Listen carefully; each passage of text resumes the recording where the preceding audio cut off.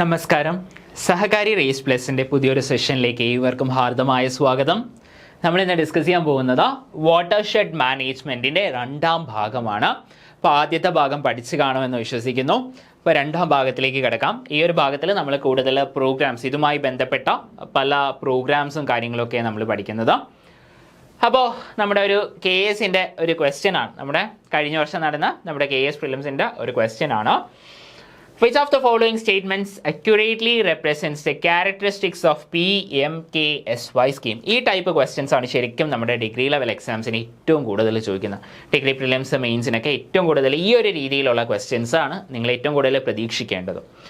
The highest number of beneficiaries for the year 2024-25 under the watershed component of PMKSY are Uttar Pradesh followed by Jharkhand. കണ്ടോ, ഈ ഒരു ക്വസ്റ്റ്യനിൽ സ്റ്റാറ്റിക്കിൻ്റെ അകത്ത് ആ പോളിസിയുടെ ഭാഗമായിട്ട് ഒരു വർഷത്തിൻ്റെ കണക്കും കൂടെ, അതായത് തൊട്ട് മുന്നത്തെ വർഷത്തെ ഒരു കറണ്ട് അഫെയറും കൂടെ ചേർത്തിട്ടാണ് ആ ഒരു ക്വസ്റ്റ്യനിലെ ഫസ്റ്റ് സ്റ്റേറ്റ്മെൻറ്റ് വന്നിരിക്കുന്നത്.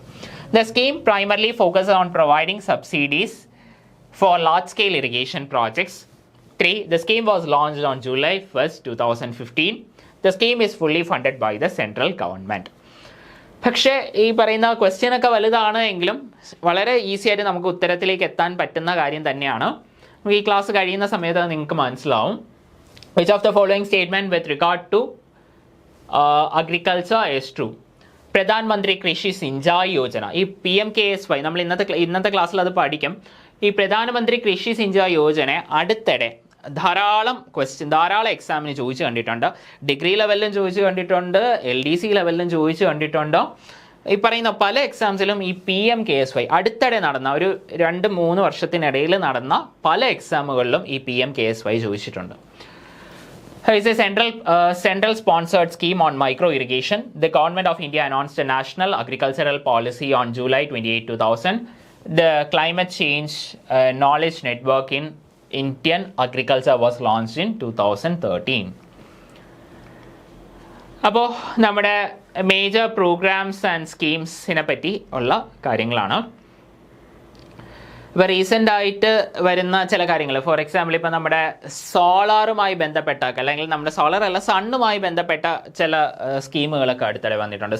സോളാർ എനർജി യൂട്ടിലൈസേഷൻ ചെയ്യാൻ വേണ്ടിയുള്ള പല സ്കീമുകളൊക്കെ വന്നിട്ടുണ്ട്. അപ്പോൾ അതും ഇതേപോലെ അടുത്തിടെ ഭയങ്കരമായി ചോദിക്കുന്നുണ്ട്. അപ്പോൾ പ്രധാനമന്ത്രി കൃഷി Sinchai Yojana PMKSY watershed development component, അപ്പോൾ ഇതിനെപ്പറ്റി നമുക്ക് ഡീറ്റെയിൽ ആയിട്ട് നോക്കാം. ധാരാളം ക്വസ്റ്റ്യൻസ് ഇതുമായി ബന്ധപ്പെട്ട് വന്നിട്ടുണ്ട്. അപ്പോൾ PSCയുടെ ഒരു ഫേവറേറ്റ് ആയിട്ടുള്ളൊരു നമ്മുടെ ഒരു പ്രോജക്റ്റാണ് ഈ പറയുന്ന സാധനം. അപ്പോൾ നമ്മുടെ 3 മന്ത്രാലയങ്ങൾ ഒരുമിച്ച് ചേർന്ന് ഇംപ്ലിമെൻ്റ് ചെയ്ത ഒരു പ്രോജക്റ്റാണ്. Ministry of agriculture, water resource and rural development. Ministry of അഗ്രികൾച്ചറും വാട്ടർ റിസോഴ്സും റൂറൽ ഡെവലപ്മെൻറ്റ്, ഈ 3 മന്ത്രാലയങ്ങളും കൂടെ ഒരുമിച്ച് ചേർന്ന് ഇംപ്ലിമെൻ്റ് ചെയ്ത ഒരു പ്രോജക്റ്റാണ്. അപ്പോൾ ഇതിനെപ്പറ്റി പറയുമ്പോൾ ഒരു കാര്യം കൂടെ പറയാം. മിനിസ്ട്രി ഓഫ് ഈ പറയുന്ന 3 മിനിസ്ട്രീസ് ഉണ്ട് ഇവിടെ.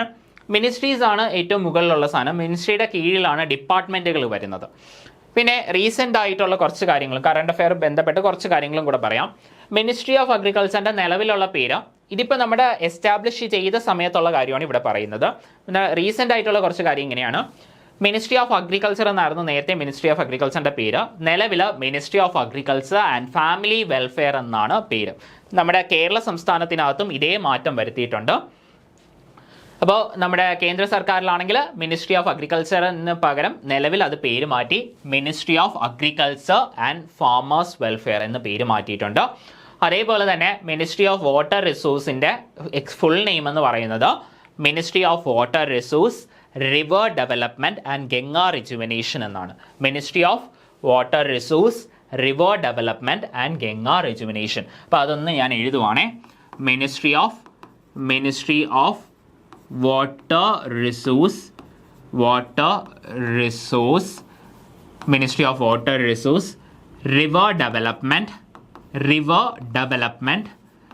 അതേപോലെ തന്നെ river development and Ganga rejuvenation. Ganga നദിയുടെ പുനരുദ്ധാരണമില്ലേ, അപ്പോൾ ഗംഗാ റിജുവനേഷൻ. അപ്പോൾ ഇത് ഇത്രയും കൂടെ ചേരുന്നതാണ് ഇപ്പം നിലവിലുള്ള ഈ പറയുന്ന മിനിസ്ട്രി ഓഫ് വാട്ടർ റിസോഴ്സിൻ്റെ യഥാർത്ഥ പേര്. Ministry of water resource, river development and Ganga rejuvenation. Okay, പിന്നെ അതേപോലെ തന്നെ മിനിസ്ട്രി ഓഫ് റൂറൽ ഡെവലപ്മെൻറ്റ് അതേപോലെ തന്നെയാണ്. പിന്നെ ഒരു കാര്യം കൂടെ പറയാനുണ്ട്, ministry of water resource river development and Ganga rejuvenation എന്നുള്ള ഒരു മന്ത്രാലയം നിലവിലില്ല ഇൻ ദ സെൻസ് 2015 ഈ സ്കീം വന്ന സമയത്തൊക്കെ ഇങ്ങനെ തന്നെയായിരുന്നു. 2019 നമ്മുടെ മോദി സർക്കാരൊക്കെ ഇരുന്ന സമയത്ത് 2019 കുറേ മന്ത്രാലയങ്ങളുടെ പേരുകൾ മാറ്റിയിട്ടുണ്ട്. അപ്പോൾ അതിൻ്റെ ഭാഗമായിട്ട് നമ്മുടെ ഈ പറയുന്ന ഈ ഒരു മന്ത്രാലയവും അതേപോലെ തന്നെ ministry of drinking water and sanitation ഈ രണ്ട് മന്ത്രാലയങ്ങളും കൂടെ ഒരുമിച്ച് ചേർത്ത് മിനിസ്ട്രി ഓഫ് ജൽശക്തി എന്നാക്കിയിട്ടുണ്ട്. അപ്പം നിലവിൽ മിനിസ്ട്രി ഓഫ് ജൽശക്തി എന്നാണ് അതിൻ്റെ പേര്. മിനിസ്ട്രി ഓഫ് ജൽശക്തിയാണ്. നേരത്തെ ഇങ്ങനെയായിരുന്നു പേരുണ്ടായിരുന്നത്. ഇപ്പം നിലവിൽ മിനിസ്ട്രി ഓഫ് ജൽശക്തി. അപ്പോൾ മിനിസ്ട്രി ഓഫ് ജൽശക്തി എന്ന് പറയുന്നതിൽ രണ്ട് മിനിസ്ട്രികൾ ഒരുമിച്ച് ചേർത്തതാണ്. 2019 ഈ ഒരു അമാൽഗമേഷൻസ് നടത്തിയത്. പിന്നെ അതേപോലെ തന്നെ ministry of agriculture and farmers welfare എന്നും വളരെ റീസെൻ്റ് ആയിട്ടാണ് ആ പേര് മാറ്റിയത്. അപ്പോൾ ഈ ministry of agriculture and farmers വെൽഫെയറിൻ്റെ അകത്ത് രണ്ട് ഡിപ്പാർട്ട്മെൻറ്റുകളാണുള്ളത്. Department of agriculture and farmers welfare എന്ന് പറയുന്ന ഒരു ഡിപ്പാർട്ട്മെൻറ്റും ഉണ്ട്. അതേപോലെ തന്നെ ഡെയർ, അതായത് department of agriculture and research education, department of agricultural research and education എന്ന് പറയുന്ന ഒരു ഡിപ്പാർട്ട്മെൻറ്റും ഉണ്ട്. അതായത് ministry of agriculture and family വെൽഫെയറിൻ്റെ അകത്ത് രണ്ട് ഡിപ്പാർട്ട്മെൻ്റ് ഉണ്ട്. ആദ്യത്തെ department of agriculture and farmers welfare, രണ്ടാമത്തെ department of agricultural research and education. ഓർത്ത് വെച്ചോളുക ഈ കാര്യങ്ങളൊക്കെ. അപ്പോൾ ഈ മൂന്ന് മന്ത്രാലയങ്ങളും കൂടെ ഒരുമിച്ച് ചേർന്ന് സ്ഥാപിച്ചതാണ് നമ്മുടെ PMKSY എന്ന് പറയുന്ന project. The ministry of rural development handles, ഇതിൽ പല മന്ത്രാലയങ്ങൾ പല കാര്യങ്ങളാണ് ഹാൻഡിൽ ചെയ്യുന്നത്. ഇപ്പോൾ നമ്മുടെ റൂറൽ ഡെവലപ്മെൻറ്റ് മന്ത്രാലയമാണ് റെയിൻ വാട്ടർ കൺസർവേഷൻ പോലെയുള്ള കാര്യങ്ങൾ, റെയിൻ വാട്ടർ കൺസർവേഷൻ, പോണ്ട്, ഇതുമായി ബന്ധപ്പെട്ട കാര്യങ്ങളൊക്കെ നോക്കി നടത്തുന്നത്, സൂപ്പർവൈസ് ചെയ്യുന്നത്, ഹാൻഡിൽ ചെയ്യുന്നത്, മോണിറ്റർ ചെയ്യുന്നത് നമ്മുടെ മിനിസ്ട്രി ഓഫ് റൂറൽ ഡെവലപ്മെൻറ്റ് ആണ്. അതേപോലെ തന്നെ ഇറിഗേഷൻ സോഴ്സസുമായി ബന്ധപ്പെട്ട കാര്യങ്ങൾ അല്ലെങ്കിൽ ഇറിഗേഷൻ സോഴ്സസ് ഹാൻഡിൽ ചെയ്യുന്നത് വാട്ടർ റിസോഴ്സ് മന്ത്രാലയമായിരുന്നു. ഇനി the water shed component department of land resource under ministry of rural development. ഈ മിനിസ്ട്രി ഓഫ് റൂറൽ ഡെവലപ്മെന്റിന്റെ അകത്ത് വരുന്ന മിനിസ്ട്രി ഓഫ് റൂറൽ ഡെവലപ്മെന്റ് എന്ന് പറയുന്ന ഒരു, നമ്മൾ നേരത്തെ പറഞ്ഞല്ലോ ഈ മൂന്ന് മന്ത്രാലയം, ഈ മിനിസ്ട്രി ഓഫ് റൂറൽ ഡെവലപ്മെന്റിന്റെ അകത്തും രണ്ട് ഡിപ്പാർട്ട്മെന്റുകളാണ് വരുന്നത്. അതിൽ ഒരെണ്ണം എന്ന് പറയുന്നത് ഡിപ്പാർട്ട്മെന്റ് ഓഫ് റൂറൽ ഡെവലപ്മെന്റ് തന്നെയാണ്. പിന്നെ രണ്ടാമത്തെ ഡിപ്പാർട്ട്മെന്റ് ആണ് ഡിപ്പാർട്ട്മെന്റ് ഓഫ് ലാൻഡ് റിസോഴ്സസ്. അപ്പോൾ നമ്മുടെ ഈ മിനിസ്ട്രി ഓഫ് റൂറൽ ഡെവലപ്മെന്റിന്റെ കീഴിലുള്ള ഡിപ്പാർട്ട്മെന്റ് ഓഫ് ലാൻഡ് റിസോഴ്സസ് ആണ് വാട്ടർ ഷെഡ് കമ്പണന്റ് ഇംപ്ലിമെന്റ് ചെയ്യുന്നത്. അപ്പോൾ ഇതെല്ലാം ലാസ്റ്റ് അവിയൽ പരുവമാകരുത്, എല്ലാം ഓർത്ത് വെച്ചോളുക. ഈ മിനിസ്ട്രി ഡിപ്പാർട്ട്മെന്റ് ഇതൊക്കെ ബേസ് ചെയ്തുള്ള ധാരാളം ക്വസ്റ്റ്യൻസ് വരുന്നുണ്ട്. അപ്പോൾ അതുകൊണ്ടാണ് ഞാൻ ഈ കാര്യങ്ങളൊക്കെ പറഞ്ഞത്. അപ്പോൾ നമ്മുടെ ഈ സ്കീം ഇംപ്ലിമെൻറ്റ് ചെയ്തത് ജൂലൈ 1, 2015 നമ്മുടെ ഈ ഒരു സ്കീം. ദ സ്കീം വാസ്, ഞാൻ അതിൻ്റെ മുകളിൽ കൂടെ എഴുതിയ വേറൊന്നുമല്ല, the scheme was launched on July 1st, 2015. ഇത് വളരെ ഇമ്പോർട്ടൻ്റ് ആണ് ഈ ഒരു ഡേറ്റ്. ജൂലൈ 1, 2015 PMKSY രൂപീകൃതമായത്, ലോഞ്ച് ചെയ്തത്. ഈ ഒരു ഡേറ്റ് 2015 ജൂലൈ 1. PMKSY എന്ന് ചോദിക്കുവാണെങ്കിൽ ഈ ഒരു ഡേറ്റ് അപ്പോൾ ഓർമ്മയിൽ വന്നിരിക്കണം, 2015 ജൂലൈ 1. ഇപ്പോൾ 2015 കേസാണ് നമ്മുടെ ഈ പറയുന്ന കാര്യങ്ങൾ, ഈ പഴയ പേരുകൾ വന്ന്. ഇപ്പം ഞാൻ പറഞ്ഞത് 2019, അപ്പോൾ ഒരു കറണ്ട് അഫെയറും കൂടെ ചേർത്ത് പറഞ്ഞതേ ഉള്ളൂ. ഇതാ മുകളിൽ നിങ്ങൾക്ക് ആ ഡൗട്ട് വരാതിരിക്കാൻ വേണ്ടിയുണ്ട്. മുകളിൽ പ്രധാനമന്ത്രി കൃഷി Sinchai Yojana, department of agriculture and farmers welfare under ministry of agriculture and farmers welfare, government of India. ഇനി ഇതുമായി ബന്ധപ്പെട്ട, അതായത് നമ്മുടെ PMKSY യോജനയുമായി ബന്ധപ്പെട്ട 3 ഇമ്പോർട്ടൻ്റ് ആയിട്ടുള്ള കമ്മിറ്റീസ് ഉണ്ട്. 3 ഇമ്പോർട്ടൻ്റ് ആയിട്ടുള്ള കമ്മിറ്റീസ് ഉണ്ട്. ഒരു സ്റ്റേറ്റ് ലെവൽ കമ്മിറ്റിയും 2 നാഷണൽ ലെവൽ കമ്മിറ്റിയും. ഒരു സ്റ്റേറ്റ് ലെവൽ കമ്മിറ്റിയും 2 നാഷണൽ ലെവൽ കമ്മിറ്റിയും. സ്റ്റേറ്റ് ലെവൽ കമ്മിറ്റിയാണ് സ്റ്റേറ്റ് ലെവൽ സാങ്ഷനിങ് കമ്മിറ്റി. ഈ ഒരു കമ്മിറ്റിയുടെ ചെയർമാൻ എന്ന് പറയുന്ന അതാത് സംസ്ഥാനങ്ങളിലെ ചീഫ് സെക്രട്ടറിയാണ്. നമ്മുടെ ഓരോ സംസ്ഥാനങ്ങളിലെയും ഏറ്റവും മുകളിലിരിക്കുന്ന IAS ഓഫീസറാണ്. നമ്മുടെ മന്ത്രിസഭ കഴിഞ്ഞാൽ ഏറ്റവും ഇമ്പോർട്ടൻ്റ് ആയിട്ടുള്ള ഒരു വ്യക്തിയാണ് നമ്മുടെ ചീഫ് സെക്രട്ടറി. അപ്പോൾ അദ്ദേഹമാണ് ഈ പറയുന്ന സ്റ്റേറ്റ് ലെവൽ സാങ്ഷനിങ് കമ്മിറ്റിയുടെ ചെയർമാൻ എന്ന് പറയുന്നത്. അപ്പോൾ നമ്മുടെ ഈ പറയുന്ന വാട്ടർ ഷെഡുമായി ബന്ധപ്പെട്ട കാര്യങ്ങൾ അല്ലെങ്കിൽ PMKSY യോജനയുമായി ബന്ധപ്പെട്ട കാര്യങ്ങൾ, ആ പ്രോജക്ട്സ് ഓവർസീ ചെയ്യുക, അതേപോലെ അതിൻ്റെ ഇംപ്ലിമെൻറ്റേഷൻ, മോണിറ്ററിങ്, സൂപ്പർവൈസിങ്, ഈ കാര്യങ്ങളെല്ലാം ഈ പറയുന്ന കാര്യങ്ങളെല്ലാം ഹാൻഡിൽ ചെയ്യുക. ഇതാണ് നമ്മുടെ സ്റ്റേറ്റ് ലെവൽ സാങ്ഷനിങ് കമ്മിറ്റിയുടെ function. Chaired by Chief Secretary of the respective states or authorized to sanction projects, oversee its implementation and monitoring. ഇനി 2 നാഷണൽ കമ്മിറ്റികളും കൂടെയുണ്ട്. ഒന്ന് NEC, അത് കഴിഞ്ഞ് അടുത്തത് NSC, അത് നാഷണൽ സ്റ്റിയറിംഗ് കമ്മിറ്റി. ഇവിടെ നാഷണൽ എക്സിക്യൂട്ടീവ് കമ്മിറ്റി NEC. അപ്പോൾ NEC വളരെ ഇമ്പോർട്ടൻ്റ് ആണ്. കാരണം NECയുടെ ചെയർമാൻ എന്ന് പറയുന്നത് നീതി ആയോഗിൻ്റെ വൈസ് ചെയർമാൻ ആണ്. നീതി ആയോഗിൻ്റെ വൈസ് ചെയർമാൻ ആണ്. ഇപ്പം നിലവിലുള്ള നീതി ആയോഗിൻ്റെ വൈസ് ചെയർമാൻ ആരാണ്? നിലവിലുള്ള നീതി ആയോഗിൻ്റെ വൈസ് ചെയർമാൻ എന്ന് പറയുന്നത് സുമൻ ബറി എന്ന് പറയുന്ന വ്യക്തിയാണ്. സുമൻ ബറി, അദ്ദേഹം ശരിക്കും പറഞ്ഞാൽ ഒരു എക്കണോമിസ്റ്റ് ആണ്. സുമൻ ബറി കണ്ടാൽ ഒരു ഇന്ത്യക്കാരൻ്റെ ഒരു ലുക്കും ഇല്ലാത്തൊരു വ്യക്തിയാണ്. ഒരു ഇന്ത്യക്കാരനാണ്. 28 വർഷത്തോളം വേൾഡ് ബാങ്കിൽ സെർവ് ചെയ്തിട്ടുള്ള, വേൾഡ് ബാങ്കിൽ വർക്ക് ചെയ്തിട്ടുള്ള വേൾഡ് ബാങ്കിൻ്റെ കൂടെ വർക്ക് ചെയ്തിട്ടുള്ള ഒരു വ്യക്തിയാണ്.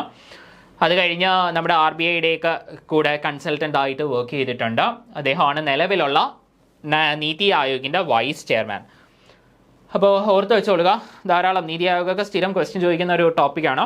അതേപോലെ തന്നെ നീതി ആയോഗിൻ്റെ റിലേറ്റഡ് ആയിട്ടുള്ളതുകൊണ്ട് അതും കൂടെ പറയാം. നീതി ആയോഗിൻ്റെ ചെയർമാൻ എന്ന് പറയുന്നത് നമ്മുടെ ഇന്ത്യയുടെ പ്രൈം മിനിസ്റ്റർ ആണ്. പിന്നെ നീതി ആയോഗ് സ്ഥാപിതമായത് 2015 ജനുവരി 1 നമ്മുടെ പ്ലാനിംഗ് കമ്മീഷന് പകരമായി രൂപീകരിച്ച സ്ഥാപനമാണ് NITI Aayog, national institution for transforming India Aayog.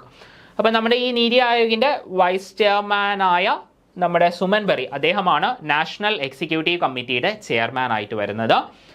അതേപോലെ തന്നെ ഈ പറയുന്ന നീതി ആയോഗിനെ പറ്റി പഠിക്കുന്ന സമയത്ത് ചെയർമാൻ, ഇപ്പോൾ പറഞ്ഞ വൈസ് ചെയർമാൻ, സിഇഒയിനെ പറ്റിയും പഠിക്കണം. സിഇഒ, നമ്മുടെ നീതി ആയോഗിൻ്റെ CEO, നിലവിലുള്ള CEO എന്ന് പറയുന്നത് നിധി ചിബ്ബാർ എന്ന് പറയുന്ന IAS ഉദ്യോഗസ്ഥയാണ്. നിധി ചിബ്ബാർ. അപ്പോൾ അവർ വന്നിട്ട് നമ്മുടെ വളരെ റീസെൻ്റ് ആയിട്ടായിരുന്നു അവരുടെ ഒരു അപ്പോയിൻമെൻറ്റ് നടന്നത്. 2026 ഫെബ്രുവരിക്ക് ശേഷം, ഫെബ്രുവരിയിലോ മാർച്ചിലോ എന്തോ ആണ് അവരുടെ അപ്പോയിൻമെൻറ്റ് വരുന്നത്. ഫെബ്രുവരി വരെ ഇതിന് തൊട്ട് മുന്നേ ഉണ്ട വ്യക്തിയായിരുന്ന BVR സുബ്രഹ്മണ്യം, അദ്ദേഹമായിരുന്നു. ഇവരൊരു 1994 കേഡർ IAS ഉദ്യോഗസ്ഥയൊക്കെയാണ്. അപ്പം നമ്മുടെ നാഷണൽ എക്സിക്യൂട്ടീവ് കമ്മിറ്റിയിലേക്ക് നമ്മൾ തിരിച്ചു വരാം. നീതി ആയോഗിൻ്റെ വൈസ് ചെയർമാനാണ് ഇതിൻ്റെ ചെയർമാൻ. അപ്പോൾ ഈ ഒരു കമ്മിറ്റിയുടെ ഫംഗ്ഷൻ എന്താണെന്ന് വെച്ചാൽ programme implementation, allocation of resources, inter ministerial coordination, monitoring and performance assessment, addressing administrative issues, ഭരണപരമായിട്ടുള്ള പ്രശ്നങ്ങളും കാര്യങ്ങളും ഒക്കെ നോക്കുക. അതേപോലെ തന്നെ ഇന്റർ മിനിസ്റ്റീരിയൽ കാര്യങ്ങൾ, അതായത് പല മന്ത്രാലയങ്ങളുമായി ബന്ധപ്പെട്ട കാര്യങ്ങൾ വരും, അതെല്ലാം കോർഡിനേറ്റ് ചെയ്യുക. അതാണ് മെയിൻ ആയിട്ടുള്ള നാഷണൽ എക്സിക്യൂട്ടീവ് കമ്മിറ്റിയുടെ മെയിൻ ആയിട്ടുള്ള ഫംഗ്ഷൻസിലൊന്നോ. പിന്നെ ഈ പറയുന്ന പ്രോഗ്രാം ഇംപ്ലിമെൻറ്റേഷൻ, സൂപ്പർവിഷൻ, മോണിറ്ററിംഗ് ഇങ്ങനെയുള്ള കാര്യങ്ങളൊക്കെ വരുന്നുണ്ട്. ഇനി ദേശീയ ലെവലിൽ ഒരു കമ്മിറ്റിയും കൂടെയുണ്ട്, നാഷണൽ സ്റ്റിയറിംഗ് കമ്മിറ്റി അഥവാ NSC എന്ന് പറയുന്നത്. അപ്പോൾ അതിൻ്റെ ഫുൾ നെയിം എന്ന് പറയുന്നത് Inter ministerial national steering committee എന്നാണ്. നേരത്തെ പറഞ്ഞത് നാഷണൽ എക്സിക്യൂട്ടീവ് കമ്മിറ്റി NEC, ഇവിടെ NSC, Inter ministerial national steering committee. അപ്പോൾ ഇത് വന്നിട്ട് ശരിക്കും പറഞ്ഞാൽ വളരെ ഹൈ ലെവലായിട്ടുള്ള ഒരു കമ്മിറ്റിയാണ്. നമ്മുടെ ഇന്ത്യൻ പ്രൈം മിനിസ്റ്ററാണ് ഇതിൻ്റെ ചെയർമാൻ. അതേപോലെ തന്നെ ഇതുമായി ബന്ധപ്പെട്ട മന്ത്രാലയങ്ങളുണ്ടല്ലോ, ആ മന്ത്രാലയങ്ങളുടെ തലവന്മാർ, അതായത് ആ മന്ത്രാലയങ്ങളുടെ മന്ത്രിമാരാണ് ഇതിൻ്റെ മെമ്പേഴ്സ്. അതായത് NSCയുടെ മെമ്പേഴ്സ് അല്ലെങ്കിൽ ചെയർമാൻ എന്ന് പറയുന്നത് ഇന്ത്യയുടെ പ്രധാനമന്ത്രിയാണ്. അതേപോലെ തന്നെ NSCയുടെ മെമ്പേഴ്സ് എന്ന് പറയുന്നത് ഇതുമായി ബന്ധപ്പെട്ട മിനിസ്റ്റേഴ്സാണ്, ഇതുമായി ബന്ധപ്പെട്ട മിനിസ്ട്രീസിൻ്റെ ഹെഡാണ്. At national level, the program is to be supervised and monitored by an inter-ministerial national steering committee under the chairmanship of Honorable Prime Minister with union ministers, concerned ministries as members. പിന്നെ ഇത് തമ്മിലുള്ളൊരു വ്യത്യാസം എന്താണ് എന്ന് ചോദിക്കുവാണെങ്കിൽ, അതായത് ഈ പറയുന്ന 2 ദേശീയ തലത്തിലുള്ള കമ്മിറ്റി പറഞ്ഞല്ലോ, NECയും NSCയും, ഇവ തമ്മിലുള്ള വ്യത്യാസം എന്താണെന്ന് ചോദിക്കുവാണെങ്കിൽ ഇതിന് ശരിക്കും മേൽനോട്ടം മാത്രമാണ് വരുന്നത്. NSCക്ക് മേൽനോട്ടമാണ് വരുന്നത് കൂടുതലും, മറ്റ് കാര്യങ്ങൾ വരുന്നില്ല. ബാക്കി എല്ലാ കാര്യങ്ങളും ഓടി നടന്ന് ചെയ്യാനുള്ളത് നേരത്തെ പറഞ്ഞ NEC ആണ്. ഇതാണ് ഒരു വ്യത്യാസമായിട്ട് വരുന്നത്. ആൻഡ് ദെൻ നമ്മുടെ PMKSYയുടെ മേജർ ഒബ്ജക്റ്റീവ്സിലേക്ക് നമുക്ക് പോകാം. Investment convergence. ഇപ്പോൾ നമ്മുടെ വാട്ടർ ഷെഡുമായി ബന്ധപ്പെട്ട ഒരു കാര്യം എടുക്കുകയാണെങ്കിൽ, അതുമായി ബന്ധപ്പെട്ട അല്ലെങ്കിൽ ഏതെങ്കിലും ഒരു സ്ഥലത്ത് ഏതെങ്കിലും വാട്ടർ ഷെഡുമായി ബന്ധപ്പെട്ട ഒരു പ്രോജക്റ്റ് നടക്കുന്നു എന്ന് വിചാരിക്കാം. അപ്പോൾ അതുമായി ബന്ധപ്പെട്ട് പല തരത്തിലുള്ള പ്രോഗ്രാംസ് കാണും, പല തരത്തിലുള്ള ഇൻവെസ്റ്റ്മെൻറ്റുകൾ കാണും. അപ്പോൾ ഇങ്ങനെ പല ടൈപ്പ് ഓഫ് ഇൻവെസ്റ്റ്മെൻറ്റുകളെല്ലാം ഒറ്റ കൊട കീഴിലാക്കുക. ഈ പല ടൈപ്പ് ഓഫ് ഇൻവെസ്റ്റ്മെൻറ്റുകളെ, അതായത് ഒരു പ്രോജക്റ്റുമായി ബന്ധപ്പെട്ട അല്ലെങ്കിൽ അതുമായി ബന്ധപ്പെട്ട അനുബന്ധ കാര്യങ്ങൾ വരുമല്ലോ. അപ്പോൾ ഈ അനുബന്ധ കാര്യങ്ങൾ പലതും പല പല സ്കീമുകളും പല പല ഗ്രാൻഡിൽ നിന്നൊക്കെ ആയിരിക്കും വരുന്നത്. അപ്പോൾ അതെല്ലാം കൂടെ ഒരൊറ്റ കൊടക്കീഴിലാക്കുക. ഈ പറയുന്ന ഇൻവെസ്റ്റ്മെൻറ്റുകളെല്ലാം കൂടെ ഒറ്റ കൊടക്കീഴിലാക്കുക. To achieve the integration of various irrigation investments at the field level. ഇനി അതേപോലെ തന്നെ എക്സ്പാൻഷൻ ഓഫ് ഇറിഗേഷൻ എന്ന് പറഞ്ഞാൽ വേറൊന്നുമല്ല, മാക്സിമം ഏരിയ കൃഷിയോഗ്യമാക്കുക. ഈ മാക്സിമം ഏരിയ കൃഷിയോഗ്യമാക്കാനുള്ള വഴി എന്താ? മാക്സിമം ഏരിയയിലേക്ക് ഇറിഗേഷൻ എത്തിക്കുക. അതായത് ഈ പറയുന്ന തരിശു ഭൂമികളുണ്ടല്ലോ, നോൺ എയറബിൾ ആയിട്ടുള്ള ലാൻഡുകൾ, അതായത് കൃഷിയോഗ്യമല്ലാത്ത ഭൂമികളിൽ, അപ്പോൾ അവിടെ മാക്സിമം ഈ പറയുന്ന വെള്ളം എത്തിച്ചാൽ മതി, നമുക്ക് ബാക്കി കൃഷിയൊക്കെ ചെയ്യാൻ പറ്റും. അപ്പോൾ ലോകത്ത് ഏറ്റവും നല്ല രീതിയിൽ കൃഷി ചെയ്യുന്ന ഒരു രാജ്യം ഏതാണെന്ന് ചോദിച്ചാൽ നമ്മുടെ ആദ്യം പറയാനുള്ള ഉത്തരം ഇസ്രായേലാണ്. ഇസ്രായേലിൽ ഏറ്റവും കൂടുതൽ മരുഭൂമികളുള്ള സ്ഥലങ്ങളിലൊന്നാണ്. ധാരാളം മരുഭൂമികളുള്ള ഈ നോൺ എയറബിൾ ആയിട്ടുള്ള സ്ഥലം ഭയങ്കര കൂടുതലാണ്. അപ്പോൾ ഈ പറയുന്ന മരുഭൂമികളിലാണ് നമ്മുടെ കൃഷിക്ക് ഒട്ടും അനുയോജ്യമല്ലാത്ത മരുഭൂമികളിലാണ് അവർ ഇന്ന് ഏറ്റവും കൂടുതൽ കൃഷി ചെയ്യുന്നത്. അപ്പോൾ അവരന്ന് ഈ ഡ്രിപ്പ് ഇറിഗേഷൻ പോലെയുള്ള സിസ്റ്റം, അന്നല്ല ഇന്നും ഈ ഡ്രിപ്പ് ഇറിഗേഷൻ പോലെയുള്ള സിസ്റ്റം, അതായത് ഈ പറയുന്ന ഒട്ടും കൃഷിയോഗ്യമല്ലാത്ത സ്ഥലത്ത് എക്സാക്ട്ലി ഓരോ ക്രോപ്പിൻ്റെയും കീഴെ വെള്ളം എത്തുന്ന ഏറ്റവും നല്ല രീതിയിലുള്ള ഡ്രിപ്പ് ഇറിഗേഷൻ സിസ്റ്റം വഴിയാണ് അവർ ധാരാളം ഏക്കർ കണക്കിനോളം പ്രദേശം അഗ്രികൾച്ചർ ചെയ്ത് ലോകത്തിന് കാണിച്ചു കൊടുത്തായിരുന്നു.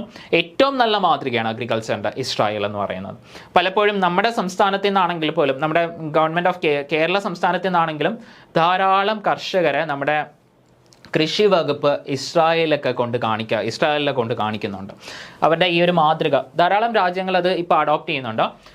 അപ്പോൾ അതാണ് ഞാനിപ്പോൾ പറയുന്ന ഒരു കാര്യം. കൾട്ടിവബിൾ ഏരിയ കൂട്ടാൻ വേണ്ടി ചെയ്യാനുള്ള പരിപാടി ഇറിഗേഷൻ കൂട്ടുക. അപ്പോൾ അതിനും ഈ പറയുന്ന അതും നമ്മുടെ ഈ PMKSYയുടെ മേജർ ഒബ്ജക്റ്റീവ്സിൽ ഒന്നാണ്. ഇനി അതേപോലെ തന്നെ ഓൺ ഫാം വാട്ടർ എഫിഷ്യൻസി, അതായത് എല്ലാ ഫാമുകളിലേക്കും വെള്ളം എത്തിക്കുക. കിട്ടുന്ന വെള്ളം മാക്സിമം യൂട്ടിലൈസ് ചെയ്യുക, അതിനെ മോസ്റ്റ് എഫക്റ്റീവ് ആയിട്ടുള്ള രീതിയിൽ യൂട്ടിലൈസ് ചെയ്യുക. To improve water use efficiently on farms to significantly reduce water wastage. ഇനി പ്രിസിഷൻ ഇറിഗേഷൻ വളരെ ഇമ്പോർട്ടൻ്റ് ആയിട്ടുള്ളൊരു കാര്യമാണ് പ്രിസിഷൻ ഇറിഗേഷൻ. ഇപ്പോൾ ഞാൻ തൊട്ട് മുന്നേ ഇസ്രായേലിൻ്റെ കാര്യം ഞാൻ പറഞ്ഞു, അതേ സംഭവം തന്നെ. ഈ പ്രിസിഷൻ ഇറിഗേഷനാണ് ഏറ്റവും നല്ല മെത്തേഡ്. നമ്മൾ ആവശ്യത്തിലേറെ വെള്ളമൊന്നും ചെടിക്ക് ഒഴിച്ചു കൊടുക്കേണ്ട കാര്യമില്ല, പക്ഷേ ചെടിക്ക് വെള്ളം കിട്ടണം. അപ്പോൾ അതിനു വേണ്ടി ചെയ്യാൻ പറ്റുന്ന ഏറ്റവും നല്ല മാതൃക, ഇപ്പോൾ പല ടൈപ്പ് ഓഫ് ഇറിഗേഷൻസ് ഉണ്ട്. ഇപ്പോൾ സ്പ്രിംഗ്ലർ സിസ്റ്റം ഉണ്ട്. സ്പ്രിംഗ്ലർ സിസ്റ്റത്തിലേക്കൊക്കെ നമുക്ക് ആവശ്യത്തിലേറെ വെള്ളം വെറുതെ സ്പ്രിംഗിൾ ചെയ്ത് കളയുക. പക്ഷേ ഡ്രിപ്പ് ഇറിഗേഷൻ്റെ കേസ് വരുന്ന സമയത്ത് എക്സാക്റ്റ് ആയിട്ട് ആ ക്രോപ്പിൻ്റെ ആ ഒരു ഭാഗത്ത് അതിൻ്റെ കീഴിലുള്ള മണ്ണിൽ തന്നെയാണ് ആ വെള്ളം എത്തുന്നത്. അപ്പോൾ അതുകൊണ്ട് തന്നെ വാട്ടർ വേസ്റ്റേജ് കുറവാണ്. അതേപോലെ തന്നെ ഇങ്ങനെ ഓരോ ഡ്രോപ്പ് ബൈ ഡ്രോപ്പ് ആയിട്ട് വരുന്നത് കൊണ്ട് തന്നെ ഇവാപ്പറേഷൻ കുറയ്ക്കാൻ പറ്റും. ഇപ്പം നമ്മൾ ഈ വെള്ളമൊക്കെ ഒഴിക്കുന്ന സമയത്ത് ഒത്തിരി വെള്ളം ഒഴിച്ചു കൊടുത്തിട്ട് കാര്യമില്ല, കുറേ വാട്ടർ ഇവാപ്പറേറ്റ് ചെയ്ത് പോകും, മണ്ണിൽ ബാക്കിയുള്ള ഭാഗങ്ങളിലോട്ടൊക്കെ ആയിരിക്കും സ്പ്രെഡ് ചെയ്ത് പോകുന്നത്. അപ്പോൾ ഈ പ്രിസിഷൻ ഇറിഗേഷൻ അല്ലെ ഏറ്റവും നല്ലത്. ഡ്രിപ്പ് ഇറിഗേഷനിൽ തന്നെ പല ടൈപ്പ് ഓഫ് ഡ്രിപ്പ് ഇറിഗേഷൻ ഒക്കെ ഉണ്ട്. Precision irrigation to enhance the adoption of precision irrigation and other water saving technologies summarized by the motto more crop per drop. ഇനി അക്യുഫർ റീചാർജ് വേറൊന്നുമല്ല, നമ്മുടെ ഗ്രൗണ്ട് വാട്ടർ ലെവൽ മെയിൻറ്റെയിൻ ചെയ്യുക, അതാണ് ഉദ്ദേശിക്കുന്നത്. To enhance the recharging of underground aquifers and introduce sustainable conservation practices. അപ്പോൾ അതിൻ്റെ ഭാഗമായിട്ടൊക്കെയാണ് ഈ rain water harvesting, ഇതെല്ലാം അതിൻ്റെ ഭാഗമായിട്ടൊക്കെ വരുന്ന കാര്യങ്ങളൊക്കെ തന്നെയാണ്. ഇനി വേസ്റ്റ് വാട്ടർ റീയൂസ്. ശരിക്കും ഈ വേസ്റ്റ് വാട്ടർ നമുക്ക് കൃഷിക്ക് ഉപയോഗിക്കാൻ പറ്റുമോ? കൃഷിക്ക് ഉപയോഗിക്കാൻ പറ്റും ഇല്ലേ? ഇപ്പം നമ്മുടെ വീട്ടിലൊക്കെ കുറച്ച് ഈ പറയുന്ന ചെടികളും കാര്യങ്ങളും ഒക്കെ ഉണ്ടെങ്കിൽ ഇപ്പോൾ നമ്മുടെ കിച്ചണിൽ നിന്നൊക്കെ വരുന്ന വേസ്റ്റ് വാട്ടർ ഉണ്ടല്ലോ, അതിപ്പോൾ നമ്മുടെ വീട്ടിൽ അച്ഛനും അമ്മയൊക്കെ അല്ലെങ്കിൽ ഇപ്പോൾ നമ്മളും ചെയ്യുന്നുണ്ടെങ്കിൽ അതൊക്കെ നമ്മൾ കൊണ്ട് ഈ ചെടിയുടെ കീഴിലൊക്കെ ഒഴിക്കുന്ന പരിപാടിയില്ലേ, അതായത് ഈ വേസ്റ്റ് വാട്ടർ നമ്മളൊക്കെ റീയൂസ് ചെയ്യാം. ശരിക്കും പറഞ്ഞാൽ വേസ്റ്റ് വാട്ടർ റീയൂസ് ചെയ്യാൻ പറ്റുന്നതാണ്. ധാരാളം സ്ഥലങ്ങൾ, ഏകദേശം 15 മില്യൺ ഹെക്ടർ പ്രദേശത്തോളം ലോകത്തിൽ വേസ്റ്റ് വാട്ടറാണ് ഇറിഗേഷന് വേണ്ടി ഉപയോഗിക്കുന്നത്. ഏകദേശം 15 മില്യൺ ഹെക്ടർ പ്രദേശം ലോകത്ത് വേസ്റ്റ് വാട്ടർ ഉപയോഗിച്ചാണ് ഇറിഗേഷൻ ചെയ്യുന്നത്. കൃഷിക്ക് വേണ്ടി ഉപയോഗിക്കുന്നത്. ഇപ്പോൾ ജോർദാൻ, ചൈന, US, ഇങ്ങനെയുള്ള പല ക്യൂബ, ഈ രാജ്യങ്ങളിലൊക്കെയാണ് ഏറ്റവും മെയിനായിട്ട് ഏറ്റവും കൂടുതൽ വേസ്റ്റ് വാട്ടർ ട്രീറ്റ് ചെയ്ത് ഈ ഇറിഗേഷൻ പർപ്പസിന് ഉപയോഗിക്കുന്നത്. ഇപ്പോൾ ചൈനയിലൊക്കെ ആണെങ്കിൽ ചൈനയുടെയൊക്കെ മൊത്തം ഇറിഗേഷൻ്റെ 7% ഈ വേസ്റ്റ് വാട്ടറൊക്കെ തന്നെയാണ് യൂസ് ചെയ്യുന്നത്. ഇപ്പോൾ ജോർദാൻ ആണെങ്കിൽ അവരുടെ മുഴുവനായി കൃഷിക്ക് ഉപയോഗിക്കുന്ന വെള്ളത്തിൻ്റെ 25% വെള്ളം, അതായത് 4/1 വേസ്റ്റ് വാട്ടറിൽ നിന്നുള്ളതാണ്. അതേപോലെ തന്നെ ഇപ്പോൾ US-ലാണെങ്കിൽ കാലിഫോർണിയയിലൊക്കെ ചെയ്യുന്നൊരു രീതിയുണ്ട്. ഡയറി ഇൻഡസ്ട്രീസ് ഉണ്ടല്ലോ, നമ്മുടെ ഡയറി പ്രൊഡക്ട്സ് നിർമ്മിക്കുന്ന ഇൻഡസ്ട്രീസ്, അവിടെ നിന്നുള്ള വാട്ടർ, അവിടെ നിന്നുള്ള ലിക്വിഡ്സ്, അതായത് അത് കൂടുതൽ ന്യൂട്രിയൻ റിച്ച് ആയിട്ടുള്ള വേസ്റ്റ് വാട്ടറാണ്.